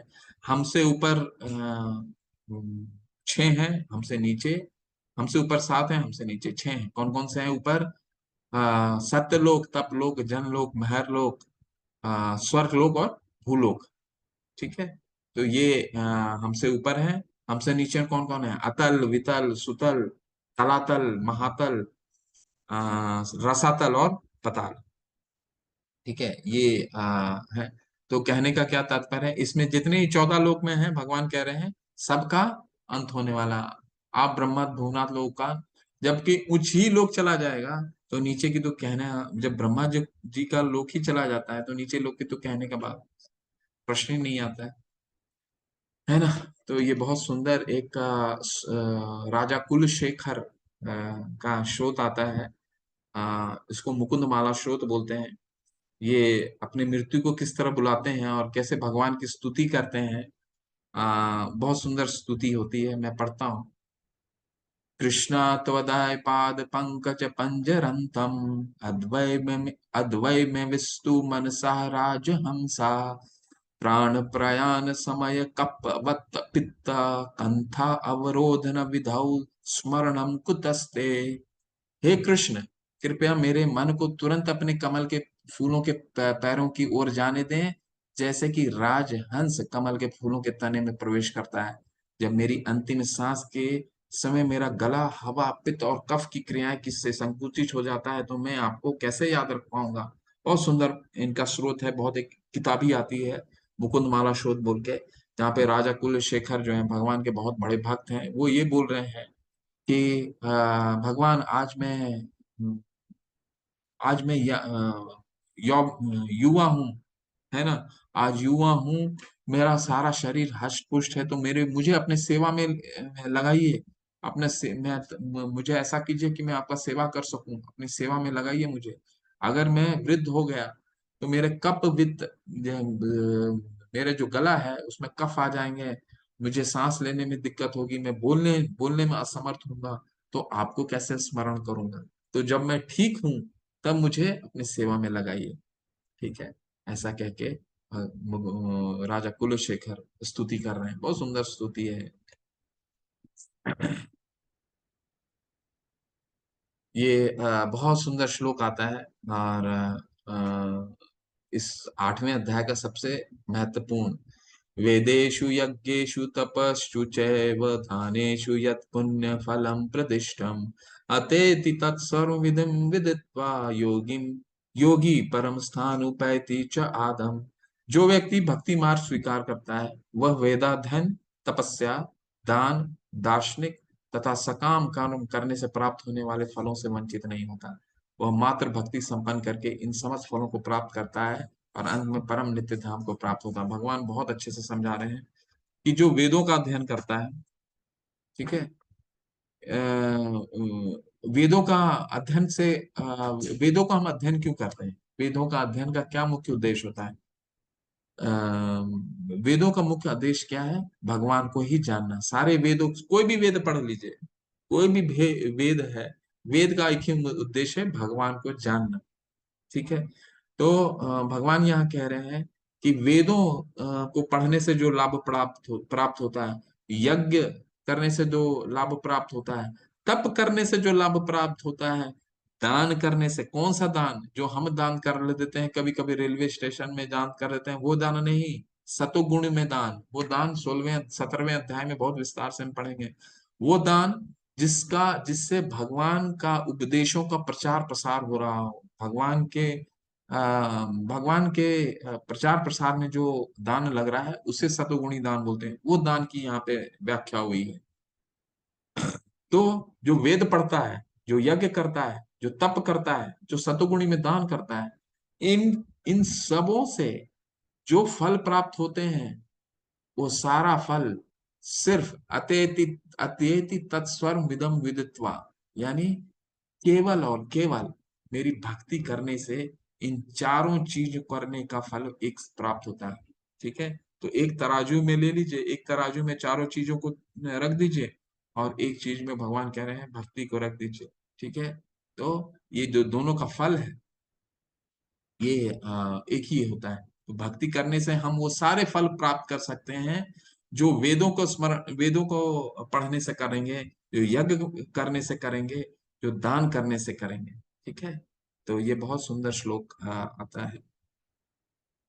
रूपा जी इस अध्याय के बारे में क्या कह रहे हैं? कृष्ण भावनामृत की विशेषता यह है कि मनुष्य को एक ही झटके में भक्ति करने के कारण मनुष्य जीवन के विभिन्न आश्रमों का अनुष्ठान को पार कर जाता है। भक्तों की संगति आवश्यक है। भक्तों की संगति, हम अपने से कुछ नहीं पढ़ सकते। ठीक है। तो हमें भक्त का संगति करना पड़ेगा। 7वें से लेकर के 12वें तक के अध्याय भगवत गीता के सार रूप में है। प्रथम 6 अध्याय तथा अंतिम 6 अध्याय इन भगवत मध्यवर्ती 6 अध्यायों के लिए आवरण पात्र हैं, जिनकी सुरक्षा भगवान करते हैं। यदि कोई गीता के इन 6 अध्यायों को भक्त के संगति में भली भांति समझ लेता है, तो उसका जीवन समस्त तपस्याओं, यज्ञों, दान, चिंतनों को पार करके महिमा मंडित हो उठेगा, क्योंकि केवल कृष्ण भावनामृत के द्वारा उससे इतने कर्मों का फल प्राप्त हो जाता है। जिसे भगवत गीता में तनिक भी श्रद्धा नहीं है, उसे किसी भक्त से भगवत गीता समझनी चाहिए, मनोधर्मी से नहीं। तो प्रभुपाद जी सारांश में अभी क्या बता रहे हैं कि पहले का जो 6 अध्याय है और अंतिम का जो 6 अध्याय है, ये कर्म योग और ज्ञान योग है। और बीच के जो मध्यवर्ती हैं, भक्ति योग है, ये पूरे गीता का सार है। ठीक है। और हम अगर इसको समझना है तो हम अकेले इसको नहीं समझ सकते। कैसे समझना है? भक्तों के संग में। ठीक है।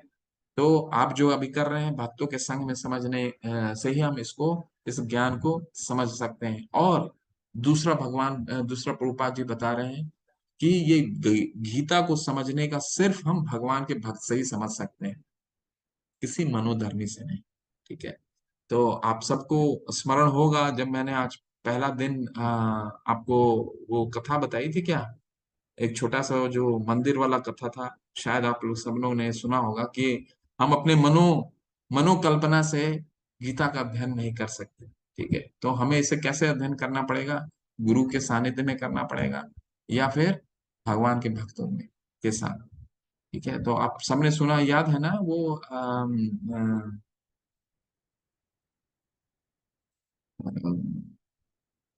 वो जब मैंने वो मंदिर वाला जो आपको स्टोरी वाला बताया था, एक छोटा सा, बड़ा अच्छा था वो स्टोरी, आपको बताया था, याद है? या कि मैंने किस ग्रुप में बोला था, याद नहीं आ रहा शायद। एक मंदिर रहता है, दोबारा बोल देता हूँ, अगर सुन लिए होंगे तो दोबारा रिपीट कर देता हूँ, नहीं सुना होंगे तो सुन लीजिए कि गीता का जब अध्ययन एक बार मंदिर होता है, तो एक मंदिर की व्यवस्था, बड़े मंदिर के जो प्रशासन होता है बड़ा परेशान होता है। क्यों परेशान होता है? क्योंकि वो मंदिर के जो सीढ़ी है, सीढ़ी के नीचे जूते चप्पल ऐसे ही रख देते हैं, है ना। तो मंदिर का प्रशासन बहुत परेशान रहता है।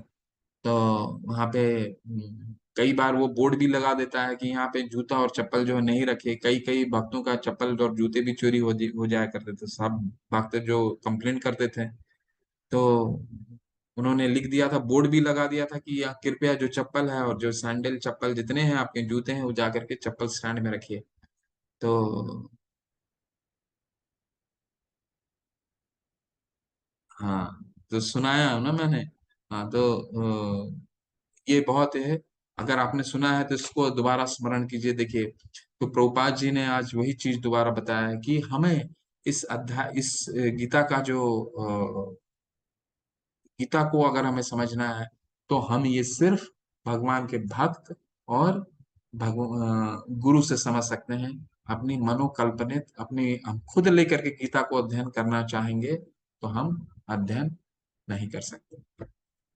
ठीक है। हरे कृष्णा। हरे कृष्णा। आपके कल कल के कुछ अगर प्रश्न होंगे तो आप पूछ सकते हैं। आज के कुछ प्रश्न हैं तो आप पूछ सकते हैं।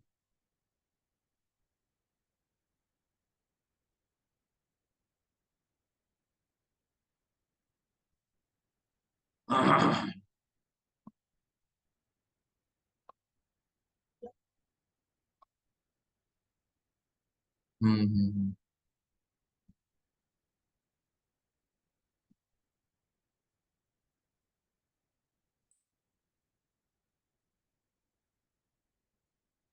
ठीक है, किसी का कोई प्रश्न है वो हैंड रेज कर सकते हैं, नहीं तो चैट बॉक्स में आप लोग डाल सकते हैं।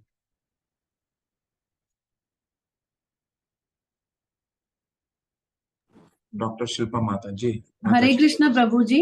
हरे कृष्ण। प्रभु जी, मेरा लास्ट 3-4 दिन का मिस हो गया है एक्चुअली।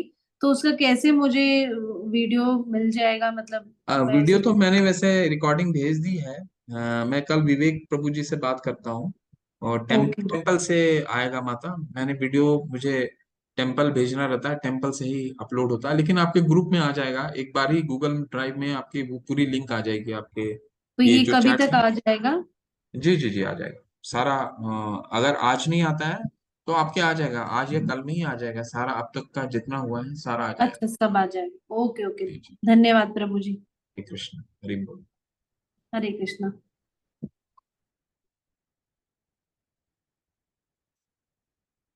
कल का अध्याय बहुत सुंदर आने वाला है। कल ये 6 अध्यायों का भी सार आने वाला है। 9 और 10 जो है बहुत सुंदर अध्याय है। तो हमें जब भी गीता का हम एक बार पढ़ लें, जब भी हमारा अच्छा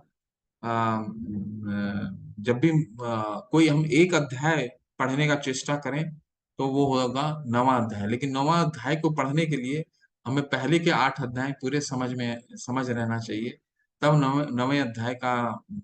क्योंकि भगवान कल अपना परम गुह्य ज्ञान बताएंगे, सबसे गुह्य ज्ञान, अ, सबसे गुप्त ज्ञान बताएंगे अर्जुन।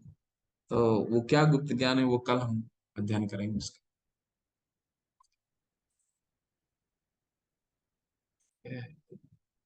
चार,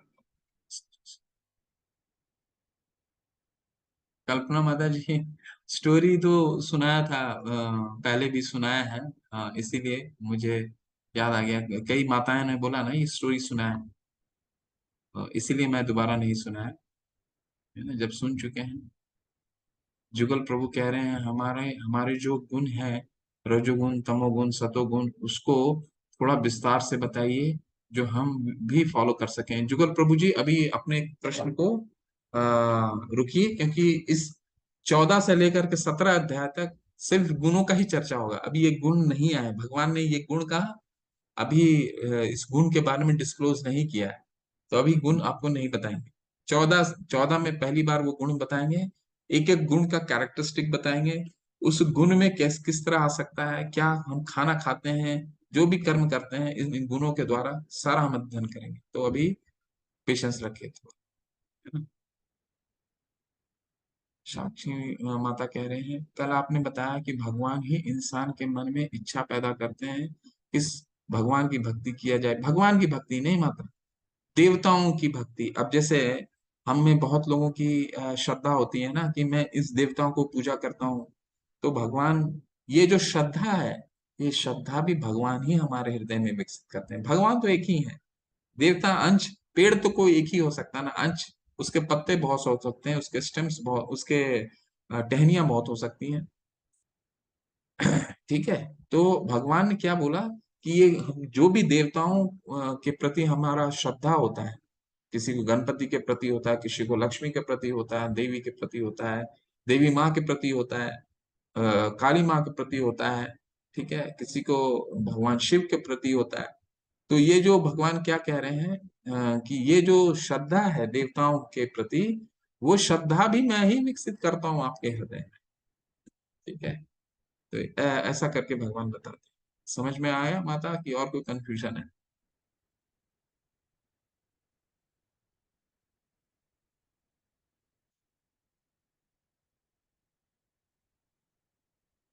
डॉक्टर शिव, आप कुछ पूछना चाहते हैं माता? हाँ हाँ प्रभु जी। एक प्रश्न मुझे पूछना था। अध्याय चौथे के 13वां श्लोक जो है, गुण कर्म विभागशः जो है प्रभु जी, उसका थोड़ा सा अगर आप शॉर्ट में वर्णन कर दें। और उसका साथ में वर्ण संकर शब्द किस चीज के लिए आया है, मतलब कहाँ कहाँ पर ये इसका एप्लीकेबिलिटी है, वो आप एक्सप्लेन कर दीजिए प्लीज। ठीक। चौथा अध्याय का 13वां श्लोक है, चातुर्वर्ण्य मया शिष्टम गुणः कर्म विभागशः। यानी ये समाज को भगवान ने ये 4 भागों लिसन। में बांटा है। ठीक है। चार वर्ण हाँ होते हैं और चार आश्रम, जिसको वर्णाश्रम हम बोलते हैं। इसको संधि विच्छेद करेंगे तो इसके निकल के आता है वर्ण और आश्रम। तो ये चार वर्ण कौन से हैं? ब्राह्मण, क्षत्रिय, वैश्य और शूद्र। ठीक है। तो इन्होंने चार वर्ण विभाजित किए और चार आश्रम। आश्रम कौन से हो गए? ब्रह्मचर्य, गृहस्थ, वानप्रस्थ और सन्यास। ठीक है। ये चार जी चार प्रभु। के वर्ण हैं। अब भगवान यहाँ कह रहे हैं कि इनका जो मैंने विभाजित किया, इसको विभाजित मैं गुणों के आधार पर किया, जन्म के आधार पर नहीं किया। ठीक है। एक ब्राह्मण का पुत्र ब्राह्मण नहीं हो सकता जब जब तक उसके पास ब्रह्म का ज्ञान नहीं हो। ब्राह्मण किसे कहते हैं? ब्राह्मण का डेफिनेशन है, परिभाषा है, जिसके ब्रह्म का ज्ञान हो और वो पूरे समाज को ब्रह्म से जोड़ सके। लेकिन अगर ब्राह्मण का पुत्र ब्रह्म का ज्ञान नहीं है, भगवान का ज्ञान नहीं है, तो वो ब्राह्मण नहीं कहलाएगा। सिर्फ गुण के आधार पे ही ये विभाजित हुआ। हमने इसको गलत से इसको समझा और इसको जाति का स्वरूप दिया। ठीक है। तो भगवान ने इसलिए ये पूरे समाज की व्यवस्था को चार भागों में विभाजित किया। इसका उद्देश्य क्या था? बेसिक एप्लीकेशन ये था कि भगवान तो शुरू से ही कोई भक्ति भगवान का कर नहीं सकता था। तो भगवान ने क्या किया कि समाज को चार भागों में विभाजित किया, ताकि लोग अपने अपने कर्मों के द्वारा, ब्राह्मण समाज को पूरे भगवान से जोड़ता है, क्षत्रिय जो है एडमिनिस्टर करता है, उसको डिफेंड करता है ताकि सारा समाज भगवान से जुड़ सके। वैश्य क्या करता है? वैश्य क्या करता है? पूरे समाज को खिलाता है, वो अनाज उत्पन्न करता है, दूध उत्पन्न करता है। जो बिजनेस कम्युनिटी जिसको आपको कहते हैं, वो वैश्य हो गया। और शूद्र क्या है? शूद्र का एक ही कार्य था कि वो अपने मेहनत से, श्रम से, लेबर, जिसको लेबर बोलते हैं, अपने लेबर के द्वारा, श्रम के द्वारा तीनों तीनों वर्ण को मदद करता हो, सहायता अपने श्रम के द्वारा। तो ये चारों कॉम्प्लीमेंट कर रहे थे और इसका मुख्य उद्देश्य ये था कि भगवान को प्राप्त किया जा सके अपने कर्मों के द्वारा ही। ठीक है। तो जी प्रभु। ये 13वां अध्याय का मुख्य उद्देश्य था कि हम, भगवान कह रहे हैं कि ये इस पूरे समाज को मैंने चार भागों में विभाजित किया, गुणों के आधार पर, जन्म के आधार पर नहीं। ठीक है, पहला। दूसरा प्रश्न था वर्ण शंकर। आपने जो कहा, वर्ण शंकर वो कहते हैं जो अपने जो कुल का नाम बिगाड़ देंगे। जैसे जैसे कुल जो जैसे पहले अध्याय में आता था, पहले अध्याय में आया, पहले अध्याय में क्या आता है? वर्ण शंकर। वर्ण शंकर का मतलब क्या होता है कि अर्जुन जब कहते हैं कि मेरी परंपरा, जो इनको मार देंगे तो जितने वृद्ध लोग हैं वो, उनकी मृत्यु हो जाएगी। उनकी मृत्यु हो जाने से परंपराएं विनष्ट हो जाएंगी।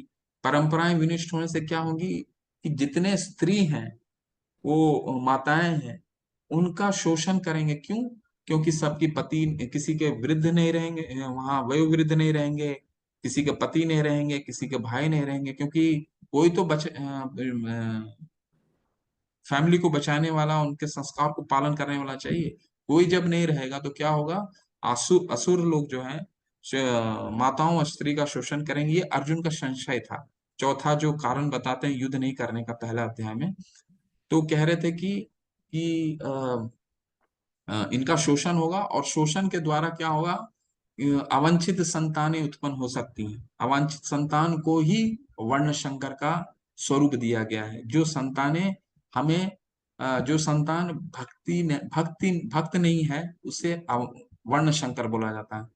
ठीक है। कुल नाश जो करता है उसे वर्ण शंकर बोलते हैं। तो ये क्या करेगा? इस तरह का संतान आने से सारा कुल की परंपराएं नष्ट हो जाएंगी, क्योंकि वो पिंडदान नहीं देगा अपने पितरों को पिंडदान नहीं देगा। ठीक है। तो वर्ण शंकर का यूज उसके लिए किया जाता है जो कुल का नाश करता है। वो पुत्र जो, या वो बच्चे जो कुल का नाश करते हैं, उसको वर्ण शंकर के रूप में यूज किया जाता है।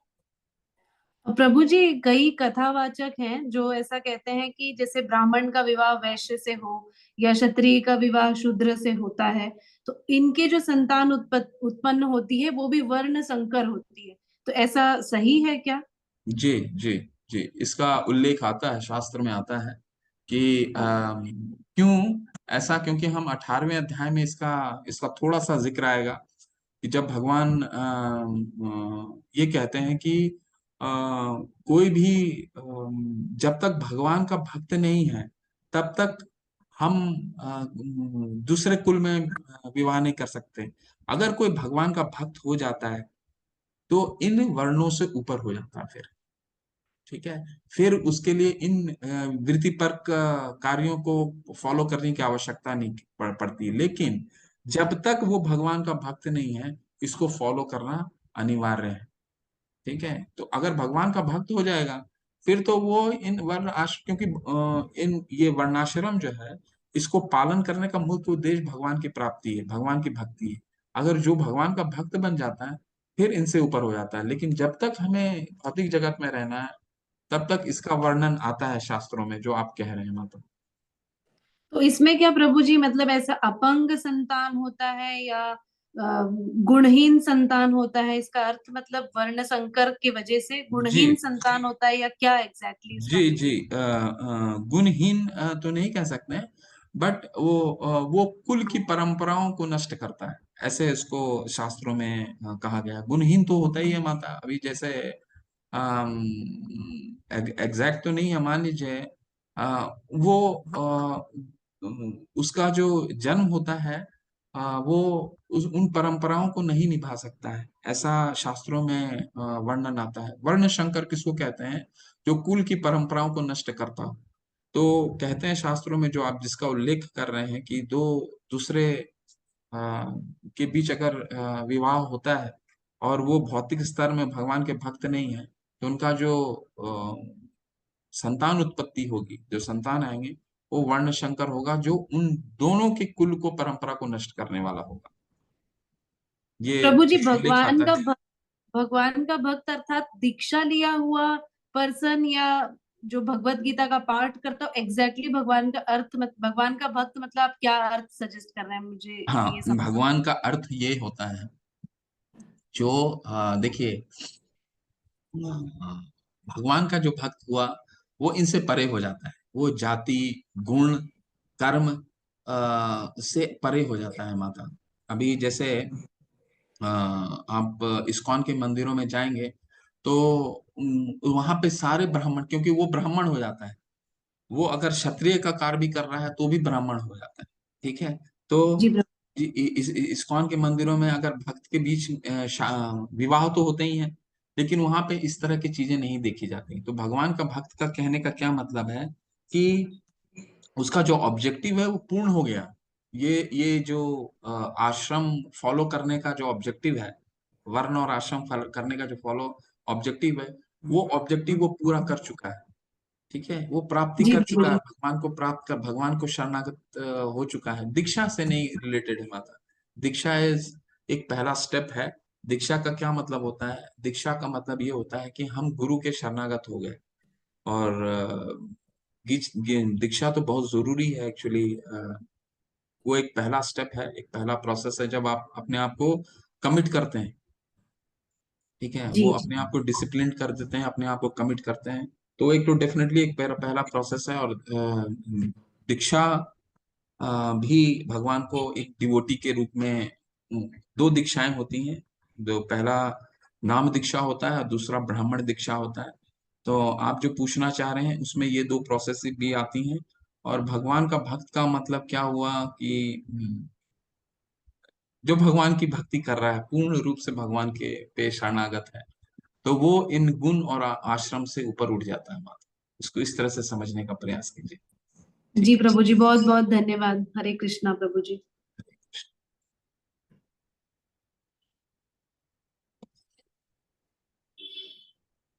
रेणु माता जी प्लीज अनम्यूट कीजिए। हरे कृष्णा।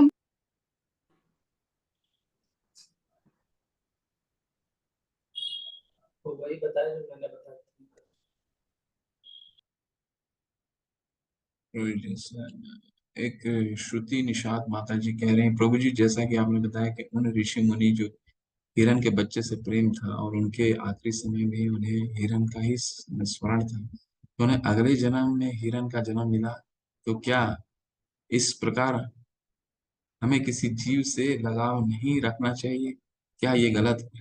जीव से लगाव जरूर रखना चाहिए, लेकिन उसे भगवान ने क्या बोला है 5वें अध्याय में, विद्या विना संपन्ने ब्राह्मणे गवि हस्तनि सुनी चैव शपाके च पंडिता समदर्शना, यानी सभी को हमें भगवान का जीव अंश के रूप में देखना है, लेकिन उसका मतलब ये नहीं है कि हम उसको मनुष्य के रूप में पूजा करने लग जाएं, मनुष्य के रूप में उसको पालन करने लग जाएं। अगर हमें जीव को भगवान के रूप में देना है तो उनको हानि नहीं पहुंचाना है, किसी तरह की क्षति नहीं होनी चाहिए जीव, ठीक है। लेकिन इसका ये मतलब नहीं है कि हम अपने घर में ला करके उसको आ, ए, उसको पालें। ऐसा ऐसा कहीं, क्योंकि वो पशु जो है वो घर के लिए नहीं बना है, कहीं भी शास्त्रों में इसका उल्लेख नहीं है, ठीक है। तो उससे क्या होता है, हम हमारी जो जिसके साथ हमारी आसक्ति होनी चाहिए उसके साथ नहीं होकर के वो प्यार बढ़ता है किसी और चीज के लिए। तो हमें पशुओं की रक्षा, उसे हानि नहीं पहुंचाना है, उससे किसी भी तरह की क्षति नहीं होनी चाहिए। पशु का जो कार्य है वो पशु, उसको मारना नहीं है, उसको किसी तरह का क्षति नहीं होना चाहिए, परंतु उसको मनुष्य के रूप में हमें नहीं देखना है, या उसने उसको अपने जैसा नहीं देखना है, ऐसा कहने का तात्पर्य है, ठीक है। उसको भगवान के अंश रूप में देखना है, और उसको ना ही हमें उसकी क्षति पहुंचानी है उसे, और ना ही उसे घर में रखना है। घर में सिर्फ एक ही आप जानवर को रख सकते हैं। वैसे हमारे लिए बहुत मुश्किल है आज के तारीख में, लेकिन शास्त्रों में हमारे 7 माताएं होती हैं, उसमें से एक माता है, कौन होती हैं? गौ माता, यानी गाय। क्यों? क्योंकि वो हमें दूध पिलाती है ना। तो शास्त्रों में सिर्फ वही माँ को हमें पालन करने का, क्योंकि मनुष्य से नीचे की एक योनि जो है वो एक गौ माता होती है, ठीक है। और भगवान को सबसे प्यारे कौन है? गौ माता ही है ना। तो अ, गाय पालन के लिए बहुत ही शास्त्रों में दिया जाता है, लेकिन हमारे में तो उतना सामर्थ्य नहीं है कि हम गौ पालन कर सकें, है ना। तो मंदिरों में आप देख सकते हैं गौ पालन पे ही जोर दिया जाता है, क्योंकि माँ होती है ना, वो दूध पिलाती हैं हम सभी को। लेकिन हमारा आज की तारीख में हमारा पूरा संसार भ्रष्ट हो रहा है, जब तक हम अपनी माँ को उसी तरह देख रहे हैं। देखिए, हम सबको वो दूध पिलाती हैं, और जब प्रभुपाद जी बहुत चिंतित रहते हैं, अपने सारे तात्पर्य में गौ माता के लिए बहुत चिंता व्यक्त करते हैं। क्यों? क्योंकि जब वो दूध देना बंद कर देती है तो उसका स्लॉटर हाउस में उसको भेज दिया जाता है ना। तो हमारे लिए इस संसार का ये जो कली का नाश है, ये जो भागवतम हमें 8वां या 9वां इसी पे ही चर्चा है। जब गाय गाय माता कहती है, देखिए मेरा ये कलयुग का जो पतन हो रहा है, वो उस पतन का सबसे बड़ा कारण है गौ हत्या, ठीक है। जितना स्लॉटर होते जा रहे हैं उतना हमारा तकलीफ पूरे संसार में बढ़ता जा रहा है, और ऐसा आया है भागवतम में, ये कथन आया है।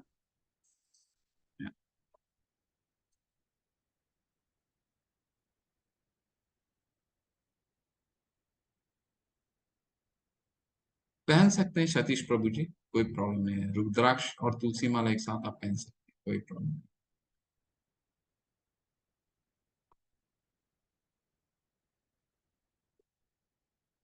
और किसी का कोई प्रश्न है? अनम्यूट कीजिए। पुनीत शर्मा कुछ पूछना चाह रहे हैं। अच्छा, अनम्यूट करता हूँ प्रभु, आपका मैसेज में मिस कर गया था। जी पुनीत प्रभु जी, प्लीज अनम्यूट कीजिए। हरे कृष्णा प्रभु जी। हरे कृष्ण, बोलिए।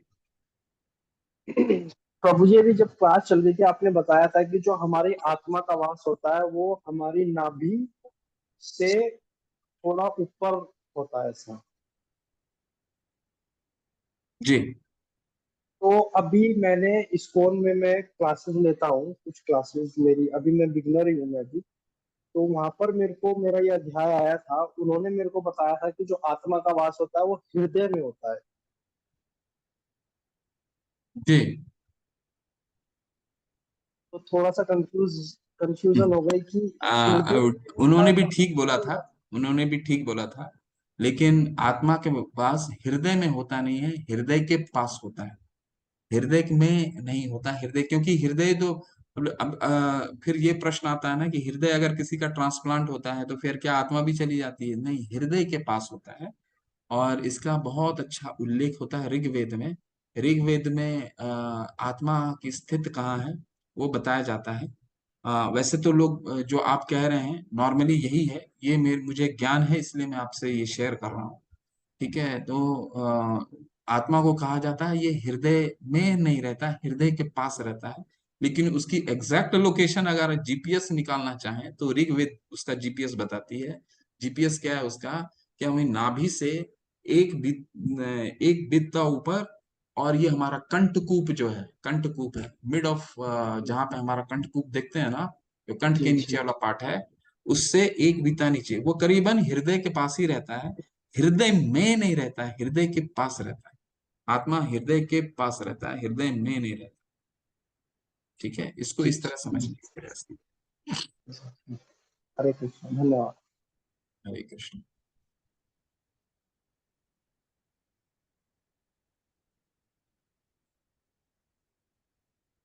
जुगल प्रभु जी, जी प्रभु अनम्यूट कीजिए जुगल प्रभु।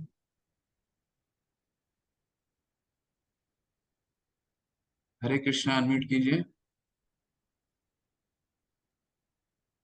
हरे कृष्ण प्रभु जी। हरे कृष्ण, प्लीज प्लीज बोलिए। प्रभु जी आप जो गाय की सेवा के बारे में बताए, मैं पूछ रहा था कि मतलब कैसे सेवा करें, मतलब वो बच्चे बच्चे कर सकते हैं और वो दूध वूध भी हमें दे सकते हैं उस टाइप का, कि बस मतलब लाके उनका बस सेवा ही करना है, नहीं कि नहीं नहीं, मतलब जो। हाँ। बिल्कुल बिल्कुल बिल्कुल, जो उसका गाय का सेवा का मतलब है, जो आप पूरा बोल रहे हैं पूरा प्रक्रिया होता है। गाय सेवा का मतलब उसका बच्चा, फिर दूध, पूरा सेवा होता है। जी जी जी। सिर्फ ला जी करके घर समझ। में रखना नहीं, उनकी सेवा का मतलब सब कुछ, क्योंकि आप उसका दूध निकालना, सब कुछ इसमें इन्वॉल्व है सब। सारे इस्कॉन मंदिरों में जहाँ भी जगह है देखिएगा, गौशाला जरूर होती है। बड़े बड़े जो मंदिर हैं, जो छोटी मंदिर जिनके पास जगह नहीं है वो, उनके यहाँ गौशाला नहीं होती है, लेकिन गौ सेवा, गाय की सेवा पे बहुत फोकस रहता है, क्योंकि भगवान का प्रिय है ना। और हमारा 7 मदर्स, जो 7 माताएं का वर्णन आता है शास्त्र में, उसमें एक माता जो होती है वो गाय भी होती है।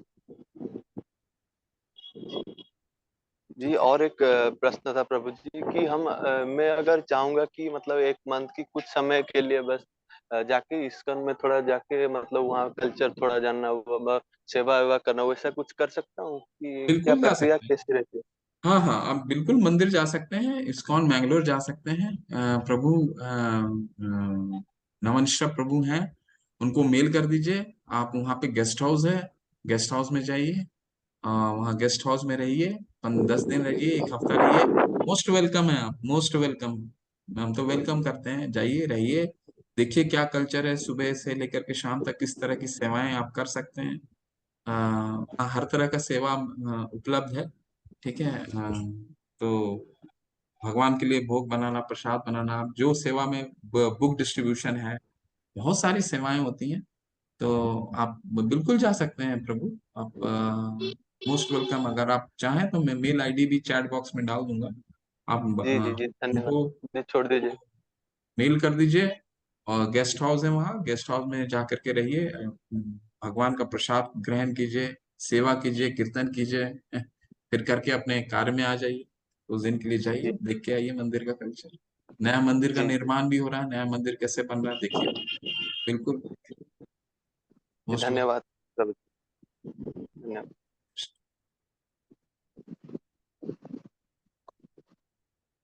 डॉक्टर प्रीति मिश्रा, डॉक्टर माता जी प्लीज अनम्यूट कीजिए। हेलो। हरे हाँ कृष्ण प्रभु, माता। हरे कृष्णा। मेरा एक क्वेश्चन ये है कि आपने कहा कि गाय की सेवा करने से भगवान के पास मतलब अपने आप को हम फील कर सकते हैं, लेकिन जो गाय नहीं रख सकता है तो क्या कोई और जानवर है जो वो रख सकते हैं?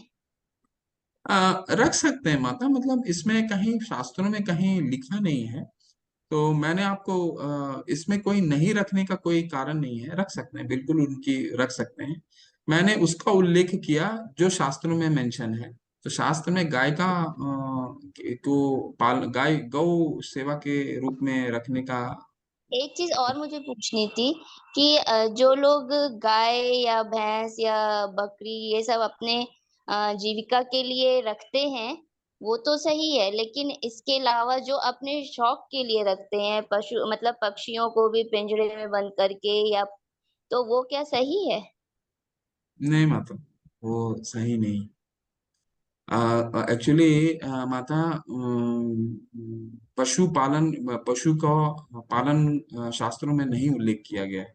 शास्त्रों में सही नहीं मानते हैं, क्योंकि पशु का वो जगह ही नहीं है ना, आप समझिए उस चीज को। उसके लिए भगवान भगवान ने मनुष्य को पशु के साथ रहने के लिए नहीं बनाया है। ठीक है, हम्म। पशु को पशु के साथ ही रहने के लिए बनाया है, उनको उनके साथ ही रहना है। ठीक है, हम्म। उनको अपने लोगों के साथ रहना है, हमें अपने लोगों के साथ रहना है। लेकिन हम क्या है, प्रकृति को ही, भगवान का जो जो अरेंजमेंट है, उस अरेंजमेंट को ही हमने इधर से उधर कर दिया है। तो इसका पशुपालन का शास्त्रों में नहीं उल्लेख आता है, बिल्कुल नहीं है, कहीं भी उल्लेख नहीं। पक्षियों को भी बांध के मतलब पिंजरे में रखने का गलत करते बिल्कुल हैं। बिल्कुल बिल्कुल गलत करते हैं, बिल्कुल गलत करते हैं ये। है ही नहीं। बस अ, गौ को ही रख सकते हैं, गाय को ही पालने का है शास्त्रों में। हाँ, शास्त्रों में गाय पालन ही है, गौ पालन ही है। बाकी पशु को, क्योंकि हम किसी तरह पशु को अगर पालते हैं, देखिए वो अपने लोगों के साथ फिर नहीं रहता है।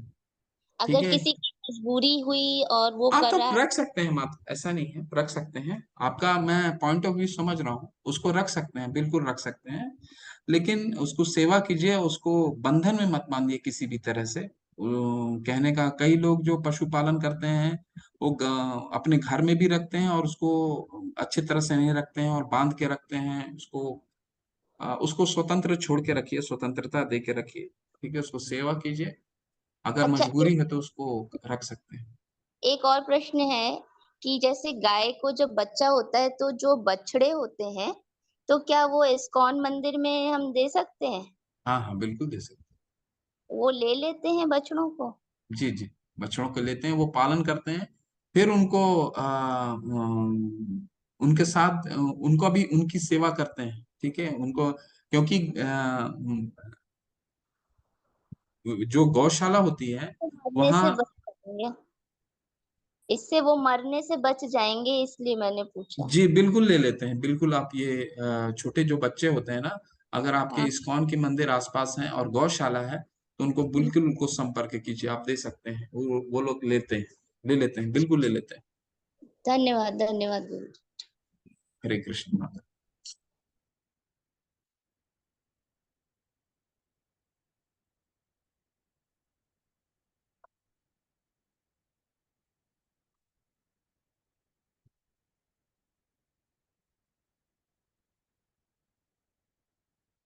तुलसी माला कौन सी पहननी चाहिए? Because when I go to Vrindavan, there are many types of mala available, it's confusing to choose one. विनी माता जी, सिंपल माला मिलती है, टेम्पल में जाइए, सिंपल माला लीजिए। ठीक है, अगर आप नियम का पालन कर रहे हैं तभी धारण कीजिए उसको। उसको माले को, ये जो तुलसी का माला आप देख रहे हैं जो मेरे कंठ में, गले में लगा हुआ है, कंठी माला बस बोलिएगा, कंठी माला इसको बोलते हैं। तुलसी की माला कंठी माला बोलिए। और सिंगल, अगर आप नियम का पालन कर रहे हैं तो सबसे पहले सिंगल राउंड पहनिए। 3 राउंड का होता है, वैसे तो कोई नियम नहीं है, लेकिन 3 राउंड होता है। सिंगल राउंड जब आप स्टार्ट कर रहे हैं, डबल राउंड जब आपने सारा सब, वैसे जब तक नियम का पालन नहीं करते हैं तब तक उसको मत पहनिए। सिंपल माला, कंठी माला बोलिएगा बस, वो सिंपल माला निकाल के दे देते हैं। ठीक है, कोई फैंसी माला लेने की दरकार नहीं है, सिंपल माला लीजिए, ताकि पहनने में आसान होगा। आप देख सकते हैं उसको, वो स्मूथ, उसको उसकी जो बनावट है, उसको स्मूथनेस को देख लीजिएगा, क्योंकि वो शुरू में आपको थोड़ा सा गड़ेगा, लेकिन वो धीरे धीरे धीरे आपके यूज टू हो जाएंगे। बस कंठी माला बोलिए अपने जो इस्कॉन का। आप वृंदावन जाते हैं ना, तो वृंदावन में इस्कॉन की जो मंदिर है उसके बगल में बहुत बड़ा जो शॉप है, उस शॉप में जाकर के बोलिएगा कि मुझे कंठी माला चाहिए, वो सिंपल माला निकाल के आपको दे देगा।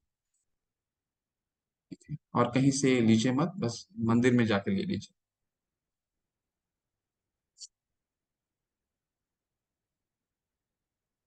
देवता निवास नहीं करते। हिमा माता जी, क्या प्रश्न है आपका? हमारे शास्त्रों के अनुसार गए माता में 36 प्रकार के देवता निवास करते हैं, अदर एनिमल्स में नहीं, उसमें देवता निवास नहीं करते। देखिए, भगवान गाय जो थे वो गौ माता को इसलिए क्योंकि भगवान सबसे ज्यादा उनसे लगाव है ना। ब्रह्मा जी ने भी बनाने की कोशिश की गाय, लेकिन वो क्या हो गया, भैंस का रूप ले लिया, तो गाय गाय वो भी नहीं बना पाए। प्रभु जी, मैं ब्राह्मण हूँ तो खाने से पहले मंत्र उच्चारण करता खाता हूँ। अगर मैं प्रभु के भोग लगाऊं, तुलसी माला डाल को डालूं, तो मैं क्या वो भोग वैसे खाऊं या मंत्र उच्चारण करके? मंत्र उच्चारण करके खाइए, बहुत अच्छा मंत्र है, मंत्र उच्चारण करके खाइए। हम भगवान को भोग लगाते हैं, भोग लगा के जब हम उसको ग्रहण करते हैं, प्रसाद पाते हैं, तो मंत्र है जो भक्ति विनोद ठाकुर ने लिखा है, बहुत लंबा मंत्र है।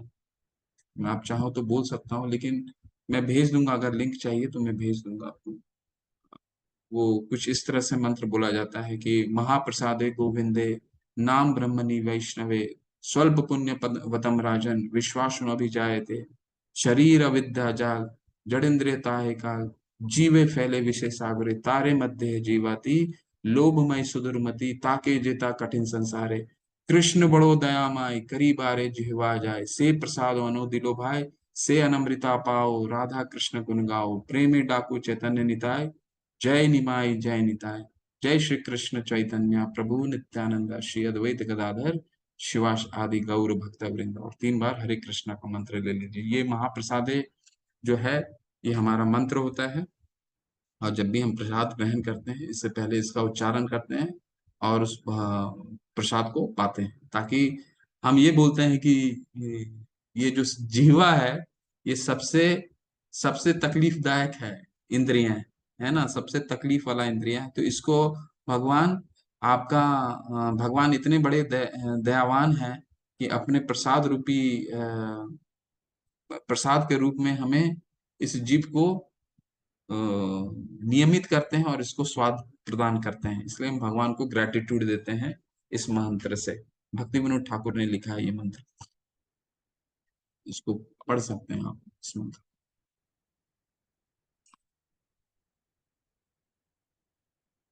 ठीक है, चलते हैं। सबके अगर प्रश्न हो गए हों तो साक्षी माता, बुफेलो बुफेलो जो है, भैंस जो है, वो ब्राह्मण जी ने बनाने की कोशिश की थी। सृष्टि का जो निर्माण सिर्फ एक ही जीव था जिसको जो भगवान का जीव है इस पूरे धरातल पे, वो कौन है? गाय। गाय के अलावा सारा जीव जो है, देख रहे हैं आप, वो ब्रह्मा जी ने बनाया है, इंक्लूडिंग हम जैसे मनुष्य को। बाकी केवल और केवल गाय, वो धाम से आया है भगवान का, वो इम्पोर्टेड है, बाकी सारे देशी हैं। तो सब ब्रह्मा जी ने बनाया है। और जो बुफेलो जो है, जो भैंस जिसको बोल रहे हैं, वो ब्रह्मा जी ने गाय बनाने की चेष्टा की, लेकिन उनसे गाय भी नहीं बन पाए, क्योंकि वो तो भगवान ने बनाया हुआ है ना उस जीव उसको। तो इसलिए वो भैंस बन गया, ऐसा शास्त्र में वर्णन आता है। ठीक है। लेकिन पशु वध का तो कहीं भी नहीं है ना, पशु वध तो किसी भी पशु का वध नहीं करना है, चाहे वो बफेलो हो, वही सबसे गलत हो रहा है ना हमारे धरातल पर। वध नहीं होना चाहिए पशु का। ठीक, चलिए चलते हैं। वांछा कल्पतरुभ्यश्च कृपा सिन्धुभ्येव च पतितानां पावनेभ्यो वैष्णवेभ्यो नमो नमः। अनंत कोटि वैष्णव वृंद की जय। शिला प्रभुपाद की जय। आप सबको हरे कृष्ण हरे कृष्ण।